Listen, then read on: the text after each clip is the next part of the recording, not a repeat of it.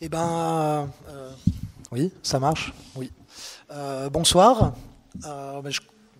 Merci beaucoup d'être venus aussi nombreux et nombreuses ce soir. Et puis merci bien sûr à l'Université populaire du Pays d'Aix de m'avoir invité, de nous avoir invités avec Bertrand. Peut-être avant de commencer à rentrer dans des considérations un peu philosophiques, historiques et philosophiques. Juste une considération pratique, puisqu'on a le même éditeur, c'est une petite maison d'édition qui a été fondée par des amis il y a une quinzaine d'années, qui s'appelle les Éditions de la Lenteur. Et du coup, comme elle n'est pas très connue, cette maison d'édition, on a amené aussi un certain nombre d'ouvrages qui ont été publiés par la même maison d'édition, qui sont derrière là sur une table. Donc s'il y a des gens qui sont intéressés, bien sûr, ces livres sont à la vente. Il y a un petit bocal où vous pouvez mettre des sous, et si jamais il vous manque 1 euro ou 2 euros, c'est pas grave, hein, vous le prenez quand même. Et puis sinon, la politique de la maison d'édition, c'est de se dire que le jour où il n'y aura plus de librairie, ce genre de maison d'édition n'existera plus. La maison d'édition indépendante, qui n'est pas axée sur le fait d'être lucratif, ça dépend d'un réseau dense de librairies en France, donc il ne faut pas hésiter aussi tout simplement à repérer les livres qui vous intéressent et aller les acheter chez votre libraire favori. Ça, c'est presque encore mieux. Voilà. Et donc, je commence sur mon livre, donc Terre et liberté. Ah oui, et juste un mot, il y a eu un gros bug, un problème d'organisation dans l'acheminement des livres. C'est que dans la chaîne du livre, il y a eu une rupture, c'est que le livre de Bertrand est tellement demandé qu'il est en rupture totale ce soir, et les derniers exemplaires ont été pris avant même que la soirée commence. Non, en fait, voilà, il y a eu un petit bug, et donc il n'y a pas de livre de Bertrand ce soir, réappropriation, mais vous le trouverez dans les bonnes librairies, et voilà, et donc on est désolé pour ça. Voilà, pour ce cafouillage. Donc je vais commencer par mon livre, Terre et liberté. Et peut-être de commencer un petit peu par vous dire qui je suis, parce que le thème du livre et les réflexions du livre ne sont pas totalement extérieures au parcours qui a été le mien. Donc moi, j'ai fait des études. Je suis né à Paris, j'ai plutôt vécu dans les grandes villes. J'ai grandi en tous les cas, en partie. J'ai passé une partie de mon enfance à Aix-en-Provence, mais à partir de 14 ans, j'ai été à Paris. Et j'ai fait des études de philosophie très très très poussées. C'est ça. Oui, pour pas faire de la pub pour Volvic. Ils en ont pas besoin. Puisque j'ai fait un doctorat de philosophie et puis même ensuite une habilitation à diriger les recherches, quand bien même, après mon doctorat en 2008, j'ai plutôt décidé de faire un pas de côté par rapport à la carrière académique à laquelle j'étais destiné, et que j'ai finalement réembrassé 15 ans après, depuis 3 mois, parce que à ce moment-là, en 2008, tout ce que j'avais appris à l'université et en dehors de l'université aussi, en tous les cas en ayant du temps pour réfléchir, pour m'informer sur le monde, m'avait fait comprendre que en embrassant une carrière universitaire classique, j'allais me retrouver en contradiction permanente avec mes propres valeurs. À l'époque, dans les années 2000, il y avait le mouvement altermondialiste ou antimondialiste, et je m'étais peu à peu rendu compte que tout ce qui me permettait d'assurer mon quotidien, mes besoins quotidiens, mes vêtements, mes aliments, était produit dans des entreprises, sous des formes absolument contraires à toutes les valeurs d'égalité, de fraternité et puis de respect de l'environnement qui étaient les miennes, et que c'était pas de ma faute. J'en étais pas coupable, et que personne n'en est coupable de ça. C'est un effet de système. Il ne s'agit pas de dire les gens, les urbains sont des salauds, etc. C'est qu'on vit dans un système qui produit structurellement cette contradiction totale entre nos valeurs les plus chères et puis le mode de vie que l'on a, qui entre en contradiction complète avec nos valeurs, et que du coup j'avais voilà, à un moment donné, je me suis formulé les choses comme ça. Est-ce qu'on peut passer sa vie à manifester le samedi contre le système qui nous nourrit, nous vêtit, nous divertit du samedi au samedi suivant, en fait, tout le temps? Est-ce qu'il n'y a pas un côté de dissonance et de contradiction intérieure insupportable? Et donc, je partageais mes réflexions avec un certain nombre d'amis, et on a eu le sentiment que de s'installer, que de partir à la campagne, ça permettait non pas de sortir de cette contradiction, mais peut-être de détendre un petit peu les choses, en tous les cas de desserrer l'étau, parce que ça nous donnerait la possibilité peut-être de choisir plus les activités qu'on avait, et puis de renouer avec un certain nombre de pratiques d'autoproduction, d'autoconstruction de notre habitat, de notre logement, de production alimentaire, vivrière, etc., qui ferait que on n'abattrait pas le système, on ne transformerait pas le monde, mais en tous les cas, on ressentirait cette contradiction de manière moins vive. Aussi pour une raison pour moi, à cette époque-là, j'avais compris aussi quelque chose, c'est que quand on est dans des contradictions comme ça, en fait, c'est tellement insoutenable que soit on se fait un ulcère à l'estomac ou un cancer, soit à un moment donné, on se crée un réseau de justification pour avoir l'impression de plus participer à ce monde-là, etc. Et donc, on se ment à soi-même. Et pour moi, ce qu'on peut attendre d'un intellectuel ou de quelqu'un qui a fait des études, c'est à minima, peut-être à défaut de la vérité, ce qui est très compliqué, mais de la lucidité, d'être capable de regarder les choses en face. Mais et donc voilà. Et donc j'avais envie de pouvoir continuer à cultiver ça. Et pour moi, ça impliquait d'être capable de desserrer un petit peu cet étau. Et donc j'ai fait un pas de côté, j'ai abandonné la carrière académique et je me suis installé à la campagne en renouant avec un certain nombre de pratiques, donc qu'on dit souvent des pratiques d'autonomie alimentaire, énergétique, etc., consistant à produire un minimum de notre subsistance collectivement, à faire du pain, faire des légumes, faire de la transformation, du petit élevage, construire nos habitats, etc., etc. Et donc, qui dit autonomie dit liberté. Donc voilà, on était en quête d'une certaine forme de liberté, mais la liberté dans autonomie et liberté, c'est deux termes qui sont, quand on ouvre un dictionnaire, c'est des termes qui sont désignés comme synonymes. Donc il y a des nuances. On va rentrer dans ces nuances peu à peu, mais voilà. Donc j'étais en quête de forme de liberté par rapport à un monde basé sur la domination sociale, par le salariat, par la consommation, la manipulation mentale, l'aliénation, etc.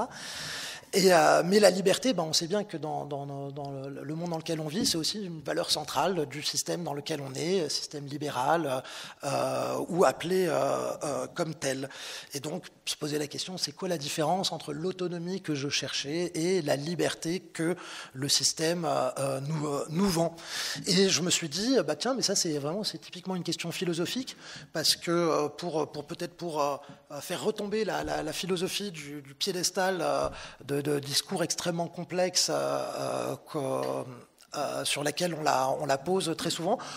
Pour moi, j'ai toujours eu un rapport. Pour moi, la philosophie, c'est pas les discours très verbeux, pompeux, avec plein de mots hyper compliqués, phénoménologie transcendantale, etc., etc. C'est quelque chose d'autre. C'est la philosophie. Pour moi, c'est réfléchir aux mots les plus simples de notre langue, les mots dont on ne peut pas se passer au quotidien, mais qu'il est extrêmement difficile de définir.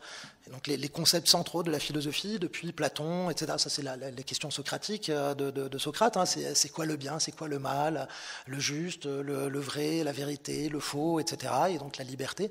Et voilà, par exemple, bien, mal, voilà, c'est essayer de vous casser la tête pour définir bien et mal, c'est très difficile, et pourtant, on peut très difficilement parler plus de 5 minutes sans utiliser bien ou mal, ou bien meilleur, pire, ou d'autres mots plus ou moins synonymes, etc., parce que c'est des mots centraux. Et ces mots centraux, du coup, dont on ne peut pas se passer, comme ils sont difficiles à définir, ils peuvent donner prise pour les gens qui savent bien parler, parfois qui ont fait des études de philosophie, et ça peut donner prise à des effets de manipulation. Parce que comme on ne sait pas le sens, etc., on peut les utiliser à bon et mauvais escient, on peut les utiliser pour parler de l'axe du mal et de l'axe du bien, pour justifier l'invasion d'un pays par un autre, etc., etc. Et donc moi, je pense que la philosophie, en tous les cas, comme outil d'éducation populaire, puisqu'on est dans dans une université populaire, c'est très important pour clarifier le sens des mots, afin de se constituer un esprit critique et de se rendre compte, ah tiens, là, tel journaliste, tel éditorialiste, tel politicien est en train d'essayer de nous embobiner en tirant à partir de connotations un mot vers autre chose et essayer de nous justifier, de nous justifier quelque chose. Et donc, et parmi ces notions centrales de la philosophie, il y avait justement le mot liberté. Et je me suis dit, ah bah tiens, je pourrais mettre à profit quand même tout ce que j'avais appris à l'université pendant des années et faire une petite enquête sur ce mot liberté qui me semblait particulièrement confus. Alors je me suis lancé là-dedans. Ça a donné Terre et Liberté. Ça m'a mis 10 ans à écrire ce livre parce que la confusion est quand même assez complète en fait autour de ce terme. Donc par exemple, aujourd'hui, on nous dit, et puis on conteste en fait un monde qui se définit comme libéral ou ultralibéral, néolibéral, etc. Donc tout ça, libéralisme, savoir avec le libéralisme, la liberté. Quand on ouvre les penseurs fondamentaux du libéralisme, les classiques de la pensée libérale, depuis John Locke, etc., les libéraux, ils avaient une conception de la liberté qu'on peut juger insuffisante, ou, voilà, mais qui était en tous les cas défendable, qui était de dire la liberté, c'est l'inviolabilité de la vie privée. Et la lumière fut. Je ne sais pas pourquoi, on parle du libéralisme. Ça s'allume.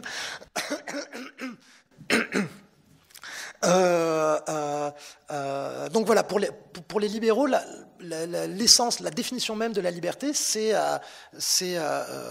l'inviolabilité de la vie privée. Donc c'est une liberté, une conception purement individuelle, assez apolitique, assez privée finalement, donc qui est contestable. Souvent en philosophie, on oppose deux types de définition de la liberté. Il y a la liberté, la conception classique grecque de la liberté. La liberté, c'est la démocratie. La liberté, c'est en gros, c'est le refus des formes de pouvoir, des formes de pouvoir tyranniques, des abus de pouvoir.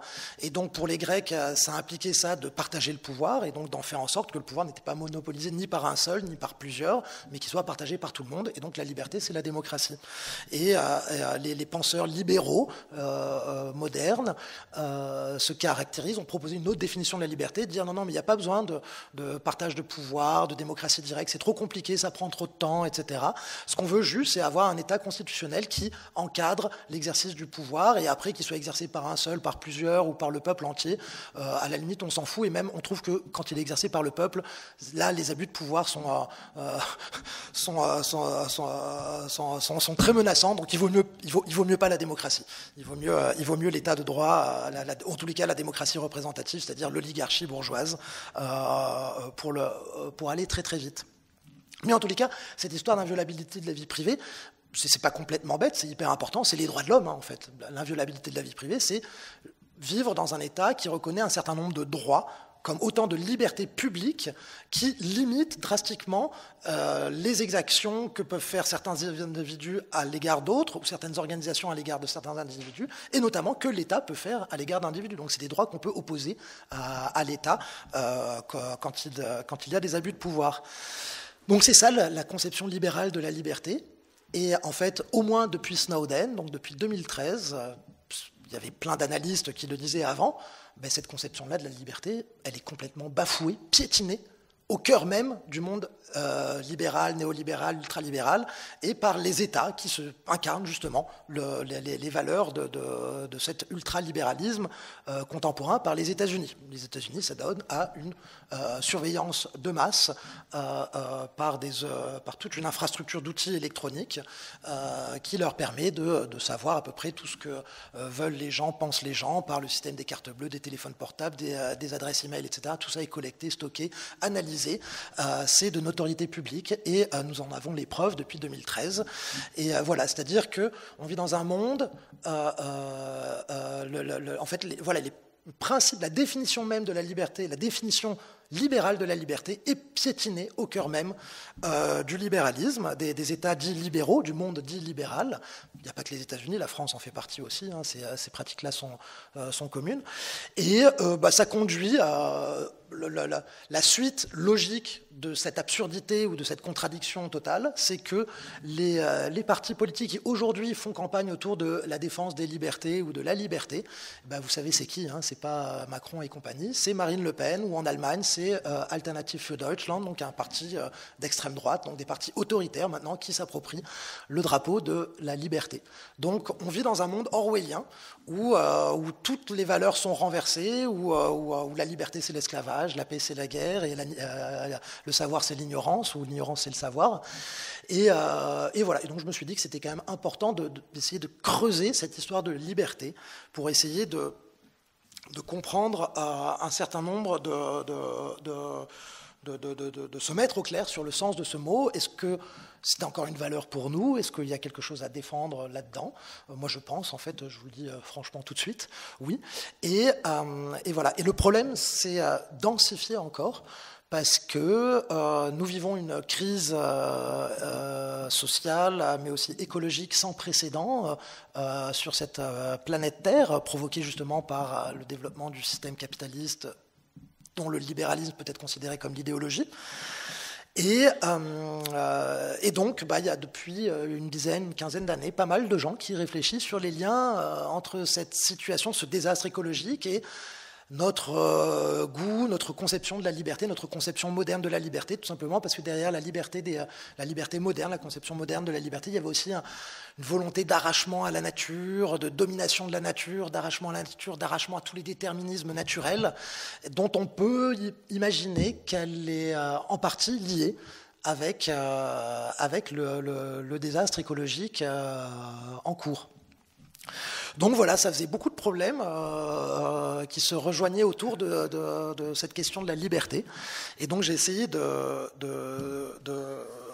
me confronter à tout ça. Donc ça m'a pris 10 ans parce que le brouillard était extrêmement épais et j'avais pas la lumière immédiatement. Et ça je l'ai fait, j'ai essayé de le faire de manière très poussée, compte tenu de mon bagage universitaire et académique, donc de lire patiemment, de m'infliger des lectures comme tous les classiques du libéralisme. Donc c'était un peu dur parfois. J'en ai lu des Milton Friedman, des Hayek et des conneries comme ça, etc. Mais aussi les autres théories de la liberté, les classiques de la liberté, les Platon, les Aristote, voilà. Et puis pas que les philosophes, des anthropologues, des historiens. Et puis comme j'ai l'impression que, comme je vous ai dit, moi j'aime pas du tout le jargon, la philosophie jargonnante, etc. Pour moi, la philosophie, quelque chose qu'on n'est pas capable d'expliquer à quelqu'un de bonne volonté sur le plan de philosophie, c'est que c'est pas clair dans notre tête. Et donc du coup, ça m'a pris du temps aussi à trouver les manières de clarifier tout ça et d'expliquer un certain nombre de choses de manière aussi accessible et claire que possible. Et j'ai réussi à le faire en partie dans Terre et Liberté. C'est une des raisons je pense, une des raisons pour lesquelles le livre a un peu d'écho, c'est parce que j'ai réussi à être accessible, parce que j'ai été aussi aidé par beaucoup de gens qui m'ont relu et qui ont trouvé tout ça suffisamment intéressant pour me dire, là, à telle page, tu as une phrase de 25 lignes, c'est bon. T'es pas à France Culture, donc tu peux dire ça autrement. Voilà. Alors, je vais vous dire à peu près ce que j'ai découvert ou ce que j'ai trouvé d'intéressant pendant tout ce parcours. Maintenant, après cette un petit peu longue mise en place, introduction autour des problèmes liés à la liberté aujourd'hui.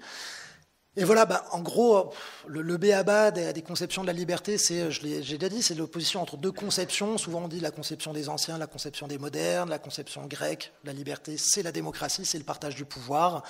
Et la conception moderne, la conception libérale, la liberté, c'est l'inviolabilité de la vie privée. Quand on pose les choses de cette manière-là, ça correspond à des choses tout à fait réelles et c'est important, mais quand on pose les choses de cette manière-là, on oublie pour moi quelque chose de quand même très important où ça fait écran, parce que en fait, ici, si on suit cette présentation-là, la liberté dépend uniquement des conditions en fait juridico-politiques qui nous entourent. C'est une question juridique et politique, la liberté. C'est fonction de l'organisation juridique et politique de notre monde. Donc, soit c'est la démocratie, soit c'est l'état de droit libéral. Mais voilà, c'est quelque chose qui se joue sur le plan des institutions et des institutions juridiques et politiques essentiellement. Alors que, en fait, la liberté, si on y réfléchit bien, et en fait c'est le cas dans toutes les théories, ça se joue aussi sur un autre plan, sur un plan plus matériel ou prosaïque, sur le plan de la vie quotidienne. Être libre pour le sens commun, et on va voir que ce sens commun, il est présupposé par tous les philosophes depuis 2500 ans, tous les théoriciens de la liberté présupposent que ça va de soi, et donc c'est pour ça qu'on n'en parle même pas, parce que ça va de soi. Pour le sens commun, la liberté, être libre, c'est être aussi déchargé des nécessités de la vie quotidienne, c'est-à-dire d'un certain nombre de tâches de subsistance que l'on juge de manière assez courante, pénible, routinière, chronophage, voire carrément oppressante. Faire la vaisselle, la lessive, le ménage, produire les aliments, les cuisiner, fabriquer les maisons, s'occuper des personnes dépendantes autour de nous, que ce soit des jeunes enfants ou des personnes âgées. Tout ça est vécu comme quelque chose qui entrave notre liberté. Et être libre, c'est soit être délivré, déchargé de tout ce fardeau, de toutes ces corvées de la vie quotidienne, soit c'est être déchargé complètement de tout ça, soit la liberté, c'est quand on a enfin toutes ces corvées derrière nous, et donc selon notre situation économique et familiale, ça peut être à 2h de l'après-midi ou à 22h le soir, on peut enfin se consacrer à des activités plus intéressantes, plus réjouissantes, etc., que toutes ces nécessités de la vie quotidienne. Et donc, cette idée qui fait partie, je crois, qui nous traverse toutes et tous, qui est au cœur de Sens commun, en fait, je m'en suis rendu compte, elle était au cœur de l'idéologie libérale, tout simplement. Enfin, quand on lit de près les textes libéraux, pour tous les penseurs libéraux, ça va de soi. Être libre, c'est pas être un domestique, c'est pas être un paysan, c'est être, voilà, c'est pas se consacrer à toutes ces tâches, et c'est même d'avoir des gens qui s'en occupent à notre place. C'était aussi exactement ce que pensaient les nobles au Moyen-Âge, qui étaient donc les hommes libres par rapport aux serfs. C'est exactement ce que pensaient les Grecs il y a 2500 ans, et c'est comme ça qu'ils justifiaient l'esclavage. Ils disaient il faut des esclaves parce que sinon on ne peut pas être libre de se consacrer à des activités théoriques, politiques, et d'aller délibérer du matin au soir en assemblée générale. Et mais le truc le plus étonnant, c'est qu'en fait, donc, ça allait tellement de soi pour tous ces théoriciens, soit aristocrates, soit esclavagistes, soit bourgeois modernes, qu'ils n'en parlaient même pas, en fait. Ça se retrouve quand même dans leur texte, je le montre dans le livre. Et le plus étonnant, c'est que la seule personne qui ait vraiment théorisé cette conception-là de la liberté, c'est quelqu'un qui s'appelle Karl Marx. C'est quand même un petit peu contre-intuitif. Et en effet, la seule fois où Marx théorise la liberté, donc pour lui, le communisme, c'est le résultat d'un processus d'émancipation. Qui dit émancipation dit processus qui conduit à la liberté. Donc pour lui, le communisme, c'était quand même l'incarnation, ça c'était censé être la réalisation de la liberté, d'une liberté authentique, etc. Et quand il essaye de définir ce qu'il appelle la liberté, c'est dans le livre 3 du Capital, il oppose le règne de la nécessité au règne de la liberté, et il explique qu'on atteindra le règne de la liberté qu'en réduisant au minimum le règne de la nécessité, qui est défini comme le règne du travail imposé par les besoins, les nécessités de la vie quotidienne, justement les nécessités extérieures, il dit, c'est-à-dire boire, manger, se nourrir, se vêtir, se chauffer, etc., etc. Et c'est pour ça que Marx était fondamentalement favorable, comme les bourgeois libéraux, au développement économique, industriel, technologique et scientifique, parce qu'il y voyait la possibilité d'être délivré très largement de la pression des nécessités de la vie quotidienne et pouvoir se consacrer à des activités jugées plus hautes, plus intéressantes. Alors, donc, voilà, ça c'est un petit peu la chose dont je me suis rendu compte et qui m'a interrogé d'autant plus que, en fait, il n'y a pas besoin de se triturer la tête pendant des heures et des heures pour comprendre que pour être délivré des nécessités de la vie quotidienne, il n'y a pas 36 manières en réalité. Soit on fait faire ces choses-là par des gens qui s'en occupent à notre place, soit on espère les faire faire par des robots, des machines, etc. Donc pas des êtres humains, mais voilà, des machines ou des robots. Et en fait, c'est les deux seules solutions qu'il y a à ce problème de la délivrance. La première solution, ça a été celle des Grecs, ça a été celle des bourgeois, etc. Ça va varier. Mais le problème, c'est que là, la liberté, elle suppose la domination sociale. Parce qu'à partir de s'il faut faire faire un certain nombre de choses qu'on ne veut pas faire soi-même, mais qu'on estime que c'est nécessaire que quelqu'un s'en charge, et ben ça veut dire quoi? Ça veut dire que y a des gens qui sont subordonnés, à qui on donne des ordres, et à qui ont à supporter leurs propres nécessités, mais en plus, les nôtres, enfin, si je suis en position de domination sociale. Et de fait, quand on regarde l'histoire de la domination sociale, à toutes les époques, les groupes en situation de domination sociale se sont toujours caractérisés par le fait qu'ils se déchargeaient ou ils s'exonéraient d'un certain nombre d'activités de subsistance sur les groupes qu'ils dominaient, que ces groupes, ce soient des femmes ou des esclaves dans l'Antiquité, ou des serfs au Moyen-Âge, ou des domestiques, des ouvriers qui étaient salariés dans les temps modernes. La seule chose qui varie, c'est la manière de s'y prendre. Et notamment, la grande invention moderne, c'est d'avoir s'être rendu compte que le système du marché, dans certaines conditions, était un outil de délivrance absolument merveilleux. Pour quelqu'un de riche, quelqu'un qui a de l'argent, le marché permet de se délivrer de toutes les nécessités de la vie quotidienne, et même de la nécessité de porter les armes pour asservir des gens et les mettre à notre service. C'est ça la grande invention, en fait, politique de la bourgeoisie moderne par rapport à l'aristocratie médiévale ou aux Grecs, à l'esclavagisme antique. Voilà. Mais donc, bien sûr, cette solution-là, à la délivrance, cette solution-là, elle entre en contradiction totale avec quelque chose qui est au cœur de notre civilisation, des valeurs dans lesquelles on se reconnaît et qui ont été élevées en fait par la bourgeoisie, dans lesquelles on se reconnaît toutes et tous. C'est tous les hommes naissent libres et égaux en droit. Oui, mais si la liberté c'est d'être délivré, ça c'est pas possible en fait. Il y aura forcément des gens qui seront plus délivrés que d'autres, et puis des gens qui ploieront qui auront la double corvée, double fardeau sur les épaules. Donc tout ça, je pense que ça a quand même gêné en partie un certain nombre de penseurs. Il y avait quand même un certain nombre de penseurs qui étaient relativement conscients de cette contradiction. Et du coup, ça a donné une autre idée. Ça a donné la deuxième grande idée de moyen de délivrance, que j'appelle la voie technoscientifique de délivrance. C'est-à-dire qu'à partir du XVIIe siècle, il y a un certain nombre de penseurs qui se sont dit, en fait, la seule manière d'atteindre une délivrance universelle, c'est-à-dire de rendre cohérent notre conception de la liberté délivrance avec l'idée que tous les hommes naissent libres et égaux et qu'on est tous égaux devant Dieu et donc tous également libres, ce serait de transférer la domination des hommes, de la transférer sur la nature, de se rendre comme maître et possesseur de la nature. Si vous relisez ce fameux texte de Descartes, vous verrez qu'il est exactement question de ça, et question d'alléger la pénibilité des fardeaux quotidiens en inventant des machines, en maîtrisant les forces de la nature pour alléger nos fardeaux et avec l'idée que grâce à ça, on allait un jour pouvoir se passer d'esclaves, d'artisans à notre service, de domestiques, parce qu'on aurait des engins, des dispositifs mécaniques, des machines ou des robots qui feraient les choses à notre place.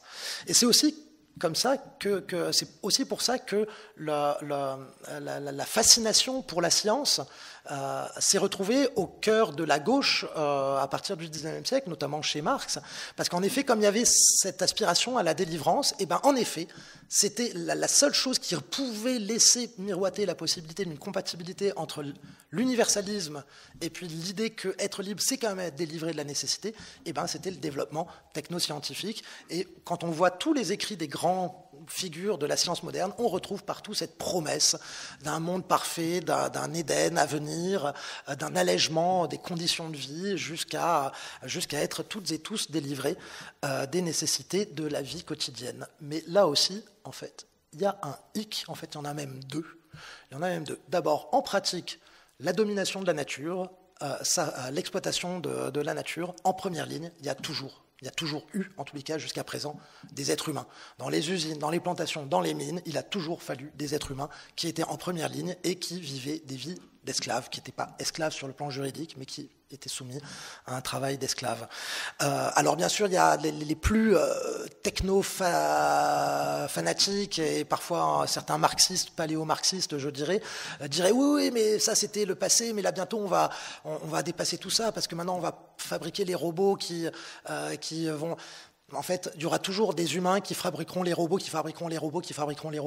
Enfin, on est pris dans une fuite, mais il y a à un moment donné toujours du travail humain derrière l'exploitation de la nature. On ne fera jamais ça uniquement par des robots. Et juste, éventuellement, le travail des humains en première ligne sera réduit à un travail de robots. C'est tout ce qu'on sait, ce qui se passe de nos jours.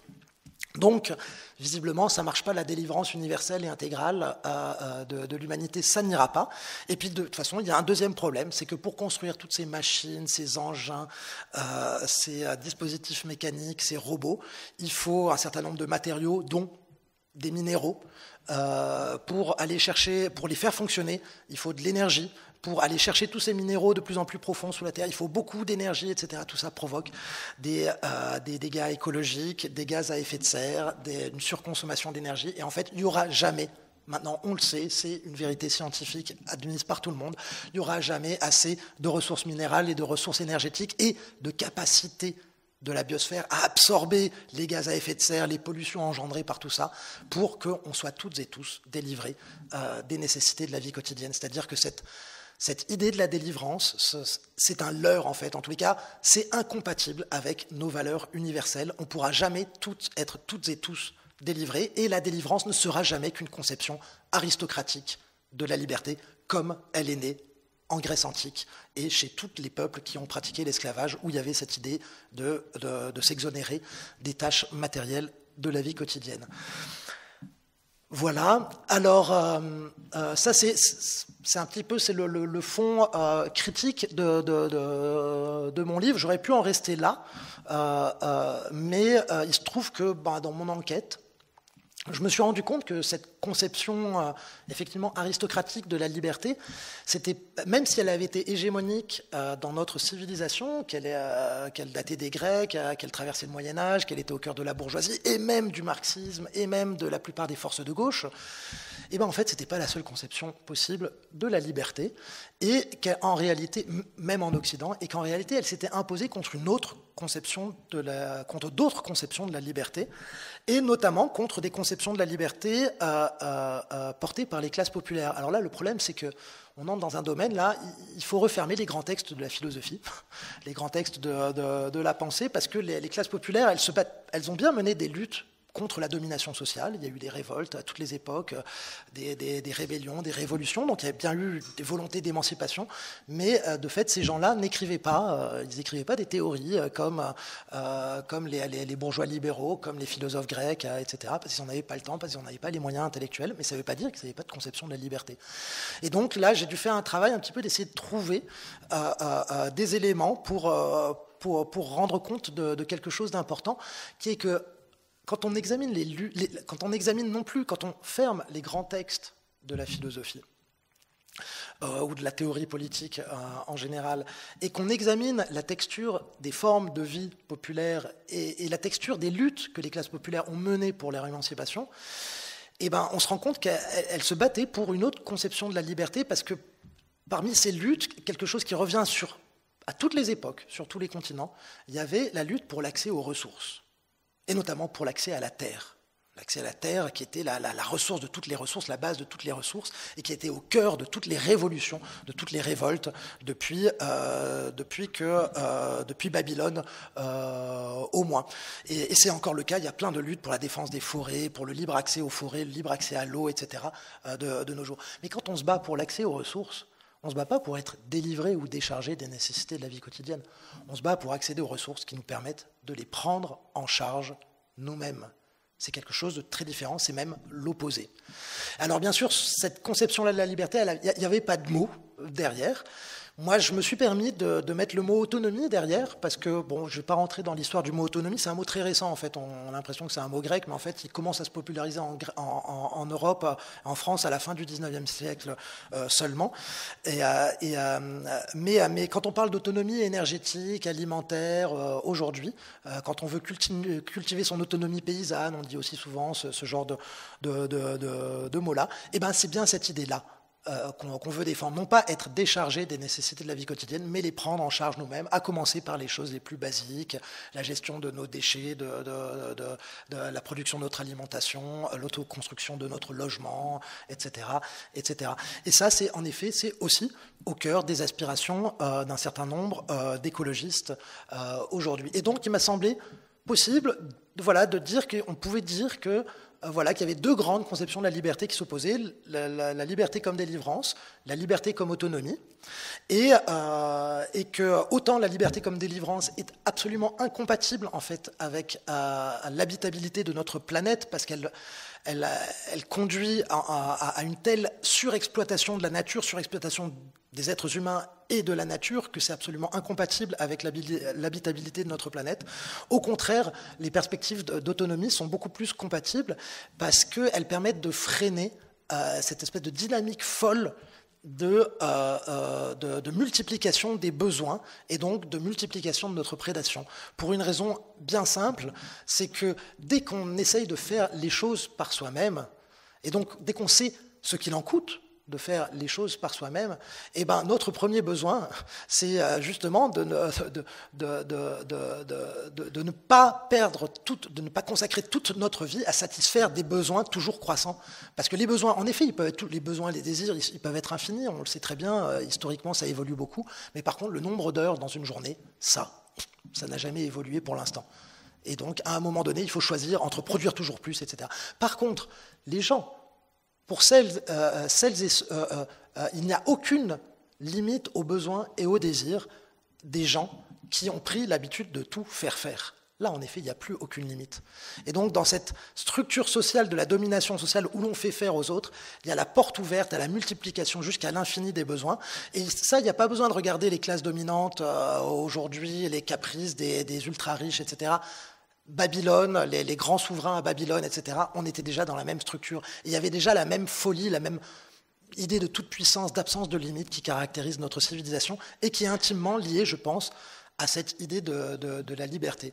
Parce que, et ce sera avec ça que je vais finir, avant de donner la parole à Bertrand, je pense que quelque part derrière les délivrances, ce dont on veut se délivrer fondamentalement, c'est des limites liées à notre condition terrestre, à notre condition d'animaux politiques qui avons à vivre avec les autres, qui avons besoin des autres pour vivre. Donc on a besoin d'un minimum de respect, d'égalité, de fraternité entre nous, et où on est attaché à la terre. En fait, quelque part, la délivrance, c'est de vouloir être délivré de la terre, délivré de la condition paysanne. C'était au cœur de l'aspiration des classes dominantes, c'est un petit peu la première idée de la délivrance, et même délivré de la terre avec un grand T, avec une majuscule, pour aller vivre sur Mars, comme le prétendent certains ahuris qui maintiennent le programme jusqu'à l'infini, au point d'accepter même l'idée qu'on est en train de saccager la Terre et qu'il faut aller jusqu'au bout en espérant qu'il y ait une minorité qui puisse aller s'installer sur Mars pour continuer leur délire. Moi, je pense que non, on a besoin de revenir sur Terre, et on a besoin plutôt de cultiver notre autonomie pour essayer d'être en accord à la fois avec notre conception universelle de la liberté et puis de laisser une planète relativement habitable pour nos enfants. Je vous remercie.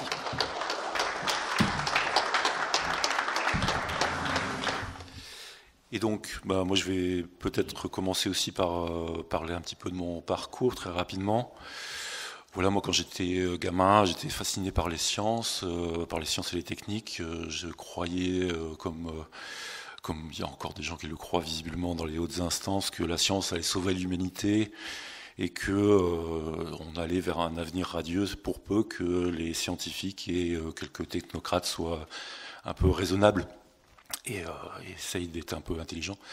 Et du coup, voilà, moi je suis beaucoup intéressé aux sciences, à la biologie aussi, quand j'étais à l'université. Et là-dessus arrive Tchernobyl.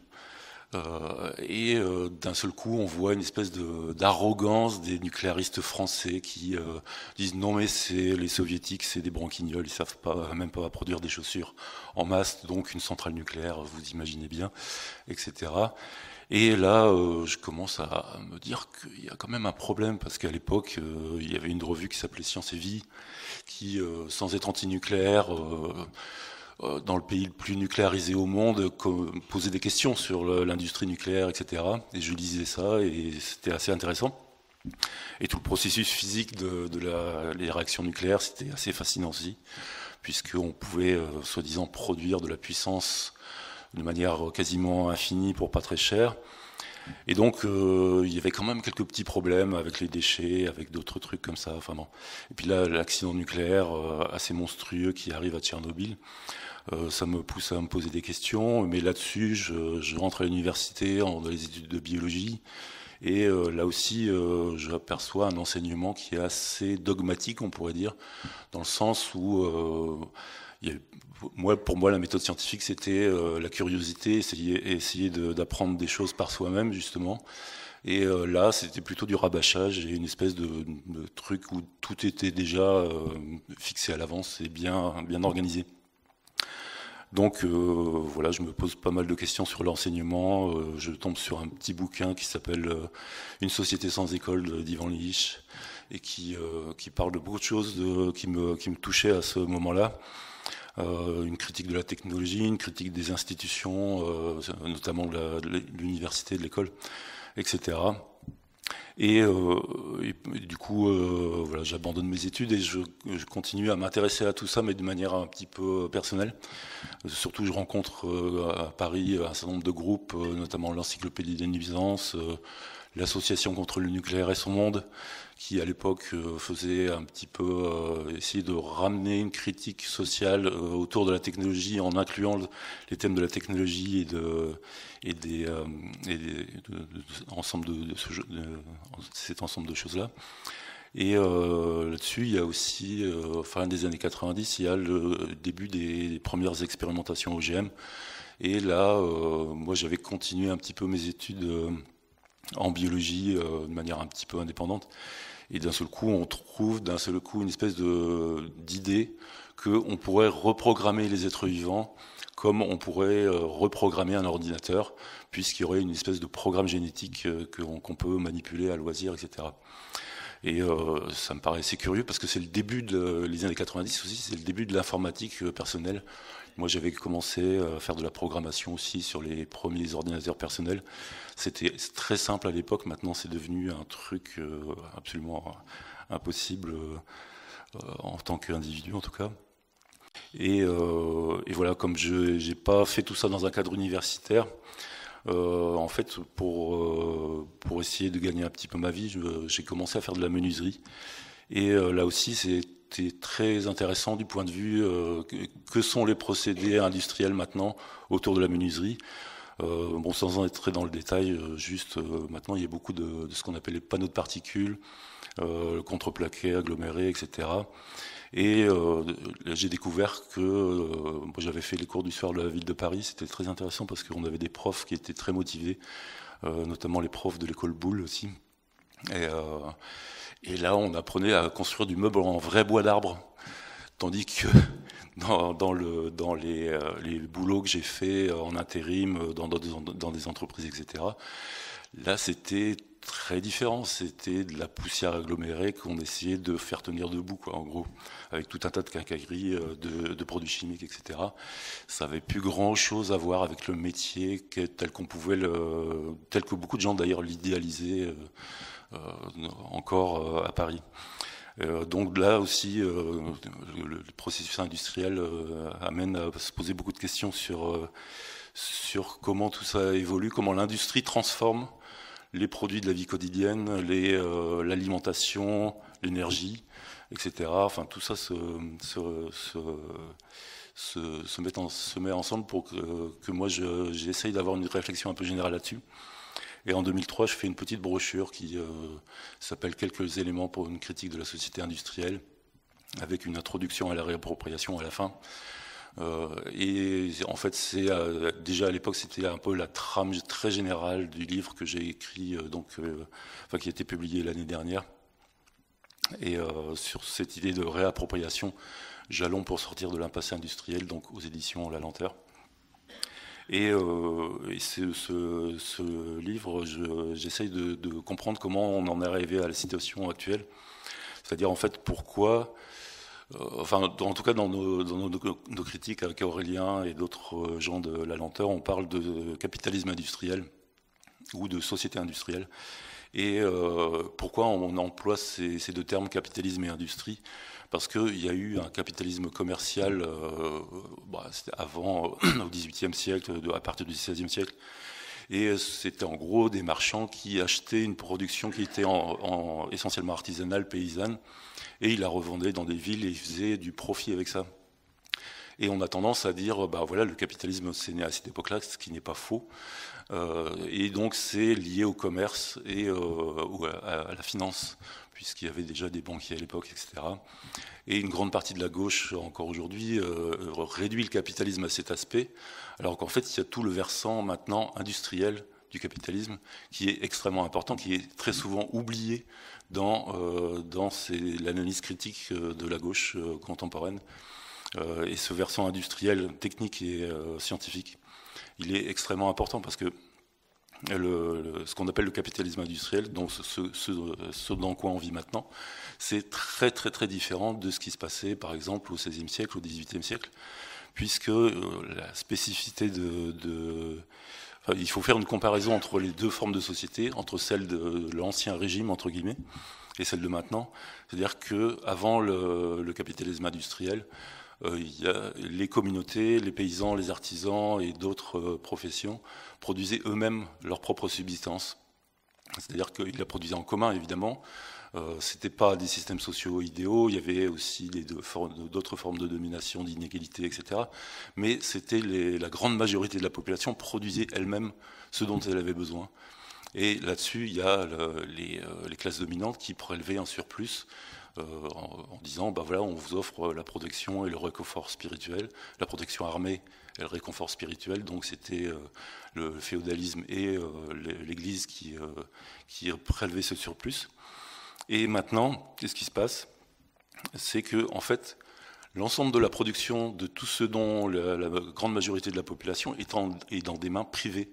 C'est-à-dire que ce sont les industriels, les bourgeois, qui détiennent les moyens de production, qui ont la propriété privée de ces moyens de production, et qui disent maintenant on va produire telle et telle chose, on va produire telle et telle autre, et la grande majorité de la population est salariée, c'est-à-dire en fait qu'elle vend sa force de travail à ces gens-là, qui l'achètent eux pour produire ce qu'ils veulent et de la manière dont ils le veulent. Et sauf que le salariat, le principe du salariat, c'est que en fait les gens travaillent et le produit de leur travail n'est pas leur propriété, et c'est la propriété du patron, c'est-à-dire de celui qui a la propriété privée des moyens de production. Et donc ça repose, c'est un renversement radical de toutes les formes sociales qui ont existé depuis qu'il y a des gens qui s'organisent pour vivre ensemble en fait. Auparavant, tout le monde participait à la production de la vie commune. Là, maintenant, c'est ce qui fait notre existence est dans des mains privées, et ce sont des individus privés qui décident de ce qu'il faut produire ou pas, et comment il faut le produire, avec quels ingrédients, etc. Ce qui donne l'agriculture industrielle, ce qui donne la bouffe industrielle, ce qui donne les meubles industriels aussi, ce qui donne le cadre de vie dans lequel on est, où on ne sait pas forcément beaucoup de choses sur la manière dont les choses sont produites, voire même c'est délibérément mis à distance, qui visite encore les usines qui produisent les iPhones, qui produisent les meubles Ikea, etc. C'est mis à distance, et surtout on ne sait pas ce qu'il y a dedans non plus. D'où tous les scandales sanitaires qu'il y a pu y avoir sur l'alimentation, sur un certain nombre de produits divers et variés liés à la chimie industrielle, etc. Donc voilà, on est devant une situation, mais ce renversement de situation, il s'est pas fait en un jour, il s'est fait essentiellement à partir du XVIe siècle, et c'est surtout l'Angleterre qui a été la nation pionnière dans ce mouvement, à savoir que comment l'Angleterre, il y a eu un mouvement, ce qu'on appelle le mouvement des enclosures, c'est-à-dire la privatisation des terres communales dans lesquelles les paysans faisaient paître leurs bêtes, éventuellement chercher du bois, avaient tout un ensemble de pratiques qui leur permettaient leur vie en commun de produire ce dont ils avaient besoin. Et cette privatisation, elle s'est faite, ce sont les bourgeois de l'époque, les nobles de l'époque en Angleterre qui rachètent ces terres ou qui exproprient de manière plus ou moins violente les paysans et qui utilisent ces terres pour faire paître des moutons, produire du drap. À l'époque, l'Angleterre commence à être une grande puissance navale. Il faut aussi produire en masse un certain nombre de choses de cet ordre-là. Et donc, exproprient les paysans, et ces paysans sont réduits à devenir journaliers pour les grands seigneurs, etc., pour les propriétaires, ou sont réduits à la misère. Et du coup, à partir du XVIe siècle, le mouvement des enclosures s'étend, les propriétaires terriens concentrent les terres, etc. Il y a de plus en plus de miséreux, de vagabonds, etc. Et à la fin du XVIIIe siècle, début du XIXe siècle, la grande partie des économistes et de ce qu'on appelait plutôt à l'époque des moralistes se demandent mais pourquoi il y a tant de pauvres en Angleterre ? Et la réponse, c'est en général, c'est pas du tout lié au mouvement des enclosures. Ils ont pas une analyse économique de la chose. C'est plutôt le côté, même s'ils s'aperçoivent qu'il y a une accumulation de richesses qui est assez considérable dans des mains privées et une très grande misère sur une grande majorité du peuple anglais. Et voilà, du coup. Surtout, ce qui se passe à cette époque-là, c'est qu'il y a, parallèlement au mouvement des enclosures, la couronne d'Angleterre met en place des poor laws, les lois pour les pauvres. Alors le mot pauvre, c'est poor en anglais. C'est un mot qui est un petit peu ambigu, puisque ça désigne, ce que les classes dominantes anglaises appellent les pauvres. En fait, c'est les gens qui ne vivent pas de leur rente, c'est-à-dire c'est tous les gens qui ne appartiennent pas à la classe dominante. C'est pas les bourgeois ni les nobles, etc. Donc, de manière générale, mais c'est pour l'autre, c'est des lois qui s'appliquent essentiellement aux indigents, c'est-à-dire aux gens qui ne peuvent pas subvenir eux-mêmes à leurs propres besoins. Donc à tous les vagabonds, à tout un ensemble de gens qui sont réduits à la misère, justement par cette privatisation des terres communes. Et ce système coûte très cher, en fait, parce que c'est s'il y a un système de redistribution, en fait, c'est presque un revenu d'existence, un revenu de base qui est instauré à cette époque-là, mais qui est évidemment très bas, puisque il faut aussi de la main-d'œuvre dans les campagnes pour bosser dans les grandes propriétés. Mais ça a un effet dévastateur sur la population anglaise qui perd toutes ces traditions communautaires d'entraide et de solidarité au profit d'un homme économique tel que les penseurs libéraux l'avaient un peu théorisé quelques siècles auparavant, c'est-à-dire le fait, c'est un peu chacun pour soi, on essaye de grappiller le maximum, etc. Et là-dessus, parallèlement à ce mouvement encore, dans les classes dominantes anglaises, il y a, et pas que anglaise d'ailleurs, il y a de plus en plus l'idée, et ça c'est surtout la bourgeoisie en fait, l'idée que le pouvoir politique, qui reposait jusqu'à maintenant sur la domination des hommes et sur le fait de mener les hommes aussi, et les êtres humains, ce pouvoir politique peut être aussi obtenu par d'autres moyens, par la puissance matérielle. Donc il y a bien sûr la finance, puisque les grands bourgeois en Europe se sont développés, par exemple les fugueurs avec les mines de cuivre. Ils ont accumulé énormément d'argent en extrayant du cuivre, en extrayant des métaux pour fournir les armées des seigneurs qui se faisaient la guerre, etc. Mais il y a aussi, bientôt, il y a l'industrie, c'est-à-dire le fait de prendre en charge et d'organiser la production pour produire en masse des biens et ensuite des services. Et là, il faut évidemment beaucoup de main-d'œuvre pour aller envoyer des gens dans les mines, envoyer des gens dans les usines, envoyer des femmes et des enfants aussi à l'époque. Il fallait beaucoup de main-d'œuvre. Et cette manœuvre, elle ne va pas y aller de gaieté de cœur. Il faut l'obliger à y aller parce que sinon elle n'aura pas de quoi manger. Et c'est ce qui se passe en Angleterre. Donc il y a une grande masse de pauvres. Et les bourgeois commencent à comprendre qu'ils vont pouvoir employer ces gens-là pour aller dans les mines, dans les usines, travailler dans des conditions qui, au XIXe siècle, sont assez atroces, il faut bien le dire. Conditions qu'on peut retrouver de nos jours encore dans les pays dits en voie de développement ou dits du tiers-monde, où l'extractivisme bat son plein et où les mines, si elles sont un peu plus mécanisées que celles du 19e siècle, ben, il y a encore beaucoup de gens qui travaillent dans des conditions absolument que personne n'accepterait ici, en tout cas. Donc, voilà. Il faut bien voir que l'industrie fonctionne fondamentalement sur la guerre à la subsistance de la part de la plupart la grande majorité de la population dans des pays dans lesquels elle s'implante. Et là, dans le bouquin que j'ai écrit, je ne prends pas cet exemple, c'est Andreas Malm qui en parle dans son livre L'Anthropocène contre l'histoire. Voilà. C'est les colons anglais qui s'installent en Inde. Et en Inde, il y a du charbon. Ils découvrent très vite que pour faire fonctionner leur bateau à vapeur, il faut beaucoup de charbon. Pour faire remonter les grands fleuves indiens, il leur faut pas mal de charbon. Et ils découvrent qu'il y a énormément de ressources là-bas, voire même du charbon qui affleure à la surface. Il suffit de se baisser pour le ramasser.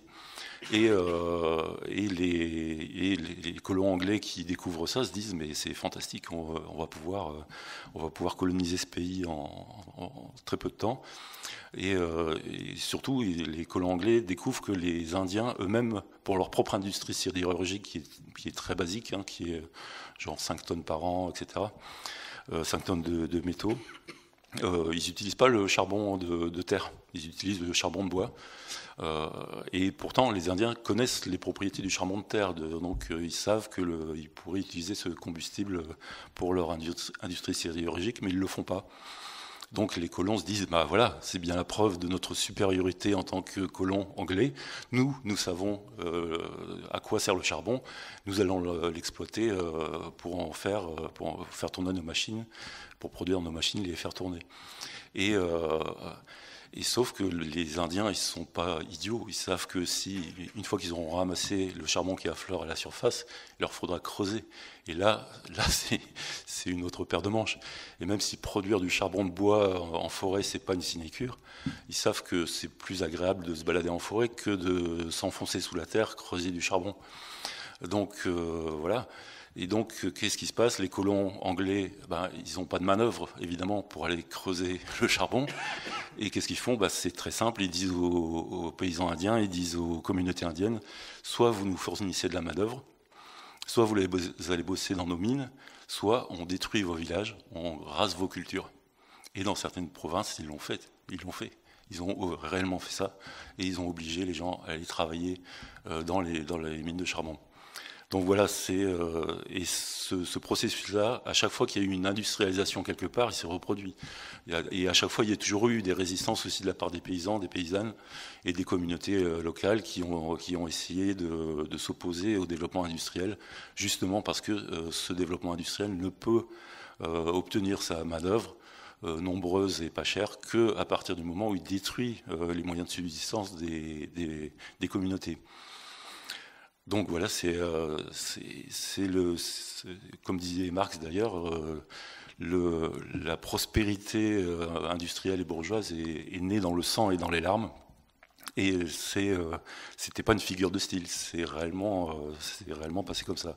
Et ça continue encore aujourd'hui dans de nombreux pays.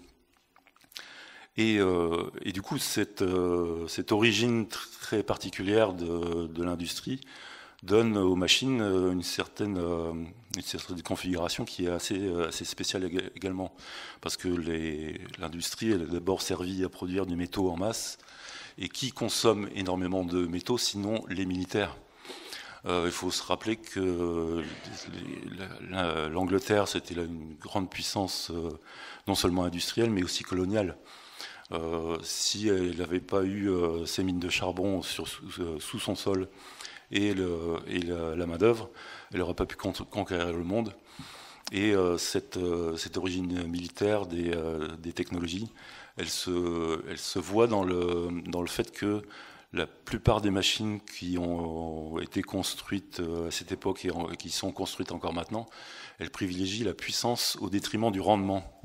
C'est-à-dire qu'en fait, dans la guerre, il faut anéantir l'adversaire, et pour ça, on ne lésine pas à la dépense. Il faut mobiliser toutes les ressources possibles et imaginables pour écrabouiller les gens qui sont en face. Donc, on cherche la puissance maximum pour écraser l'adversaire, et au détriment du rendement, c'est-à-dire qu'en fait, on consomme énormément de ressources pour ça, sans regarder à la dépense et sans se soucier surtout de savoir si elles sont renouvelables ou pas. Donc effectivement, il faut plutôt utiliser des ressources fossiles qu'on va chercher dans le sous-sol plutôt que d'utiliser des ressources renouvelables qui, une fois épuisées, eh bien, il faut soit attendre qu'elles se renouvellent d'elles-mêmes, soit aller les chercher ailleurs. Donc effectivement, la puissance militaire, elle repose sur une destruction de l'environnement, destruction des êtres humains évidemment, leur exploitation à outrance. Et on retrouve ce modèle dans l'industrie, puisque voilà, la marchandise fétiche du XXe siècle, c'est certainement l'automobile. Celle du XXIe siècle, ça sera certainement le smartphone. Mais en tout cas, voilà. En tout cas, l'industrie automobile, elle a réellement réussi à produire une machine qui est très facile d'emploi. Il suffit de tourner le contact et vroom, ça démarre. On a tout de suite la capacité de se déplacer très vite et très loin. Alors que quand on utilise les chevaux, il faut prévoir facilement 1 heure ou 2 à l'avance le harnachement, mettre en place les charrettes, etc. Enfin, moi, je suis dans un collectif autogéré qui s'appelle Longomaille, et je donne un petit coup de main sur les chevaux. Et là, on voit tout de suite que faire 10 km à cheval ou en charrette, d'un seul coup, c'est beaucoup plus de boulot que de tourner le contact d'une voiture. Et donc, il faut voir aussi que l'automobile, ces machines ont aussi reconfiguré l'ensemble de l'espace social. Maintenant, on le voit très bien avec le smartphone. Moi, il fut un temps, je vivais à Paris, je faisais des chantiers de menuiserie, j'avais pas de téléphone portable. Ça marchait très bien, mais très rapidement, le truc s'est généralisé et tout le monde en avait un. Et c'était très difficile et maintenant c'est encore plus difficile de ne pas en avoir. L'ensemble de la vie sociale a été reconfiguré par ces machines. À l'époque, au XXe siècle, l'automobile avait commencé à reconfigurer les villes et les campagnes aussi. Bon, les premières automobiles, c'était vraiment des trucs de luxe pour les bourgeois en mal de sensations fortes, parce que c'était vraiment des tacos qui faisaient leurs 60 km/h, mais qui écrasaient néanmoins les gens dans les villes et dans les campagnes, à tel point qu'à New York, grande cité du monde développé dans les années 20-30, il y a des manifestations d'enfants, de parents et d'enfants qui protestent contre les automobiles qui écrasent les gens dans les rues, et les enfants aussi, parce que les enfants avaient la malencontreuse idée de jouer dans les rues, alors que les automobiles passaient très rapidement là-dedans. Et donc il a fallu non seulement transformer les villes pour l'automobile, mais aussi transformer les gens pour leur apprendre à marcher sur le trottoir, à passer dans les passages pour piétons, et aussi à apprendre aux enfants à ne plus jouer dans les rues, pour que les automobiles puissent circuler tout à fait librement. Et ça, maintenant, c'est des choses qu'on admet comme des choses évidentes, qui sont tout à fait normales, mais ça a été un véritable travail sur les populations, ça a été vraiment une éducation qu'il a fallu faire sur ce sujet-là.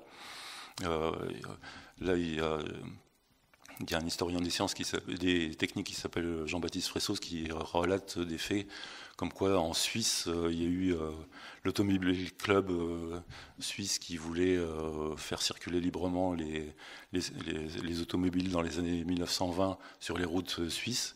Il y a des référendums d'initiative populaire qui ont été créés, qui ont été faits sur ce sujet-là, et à 10 reprises, les référendums disaient non, vous n'allez pas utiliser vos voitures. Si on utilisera les camions pour transporter des marchandises, on utilisera les ambulances pour transporter des malades, etc.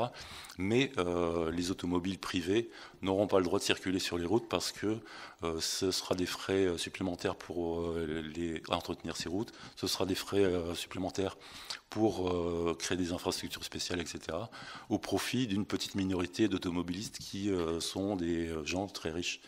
Donc voilà, ça donne un peu... Enfin, c'est des choses qui sont anecdotiques, pardon, mais qui montrent quand même qu'il a fallu non seulement transformer... Les machines ont non seulement transformé la forme des villes, la forme des campagnes, etc., ont dépeuplé les campagnes, on le voit de nos jours, mais aussi il a fallu éduquer les consommateurs à accepter l'ensemble des choses que ces machines induisaient dans la vie quotidienne, etc. Et le salarié, enfin le consommateur, c'est en gros le pendant du salarié, c'est-à-dire que la discipline industrielle qui a été imposée dans les usines et les mines à tout un ensemble de gens pour qu'ils y travaillent de manière productive. Il a fallu aussi, ça c'est surtout à partir de la seconde moitié à partir du XXe siècle, vraiment éduquer les consommateurs à avoir cette mentalité d'efficacité, de rendement dans leur propre vie quotidienne, etc., avec tout un ensemble de contraintes, enfin d'intérioriser tout un ensemble de contraintes, voilà. Et donc,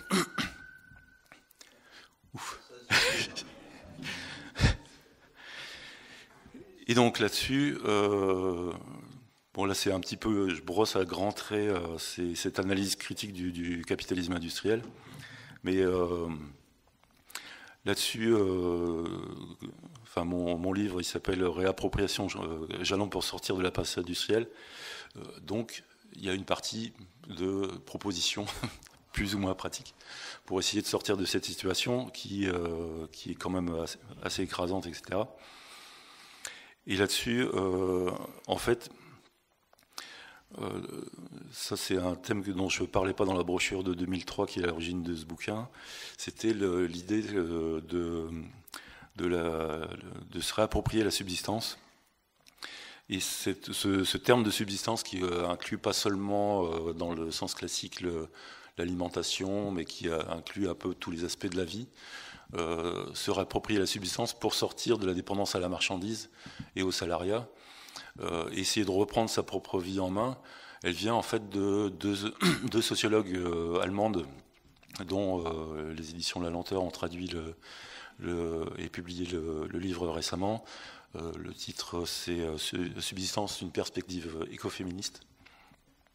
Et ces deux sociologues allemandes, Maria Mies et Veronika Bentol-Thomsen, elles ont fait leur terrain d'études sociologiques dans les pays dits en voie de développement dans les années 70-80. Et là-bas, elles ont rencontré, notamment en Inde ou dans des pays d'Amérique centrale, des femmes et des paysans, paysannes qui s'opposaient au développement. À l'époque, le grand mot, c'était plus... Enfin, pour pouvoir extraire pour que le monde industriel développé puisse continuer à alimenter la croissance économique et industrielle, c'était plus la colonisation qui était à la mode, puisqu'après la Seconde Guerre mondiale, il y avait quand même eu tout un ensemble de mouvements de libération nationale, etc., dans les pays dits en voie de développement. Et c'était plutôt ce qu'on appelle le développement, c'est-à-dire que les élites des pays qui avaient conquis la dépendance voulaient rattraper le développement économique et technologique des pays industrialisés du Nord, donc États-Unis, Europe et Japon. Et donc ils prenaient pour modèle les classes dominantes des pays développés. Et pour ça, il faut développer de l'extractivisme, il faut développer les mines, les usines, exploiter les forêts, etc. Et les populations, les paysans, paysannes de ces pays commençaient à comprendre que cette guerre à la subsistance, elle débarquait chez eux.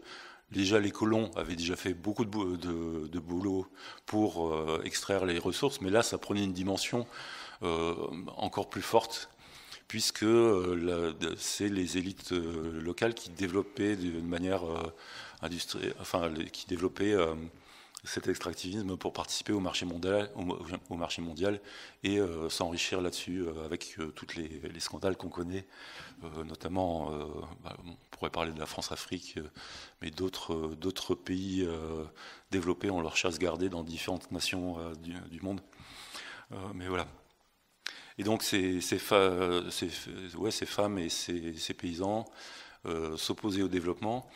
Donc pour reprendre ce que disait Aurélien tout à l'heure, justement pour pouvoir prendre en main leur propre existence, continuer à prendre en main leur propre existence, ne pas être dépossédés de leurs ressources, c'est-à-dire de leur autonomie, de leur indépendance et de la capacité à gérer, à produire eux-mêmes ce dont ils avaient besoin.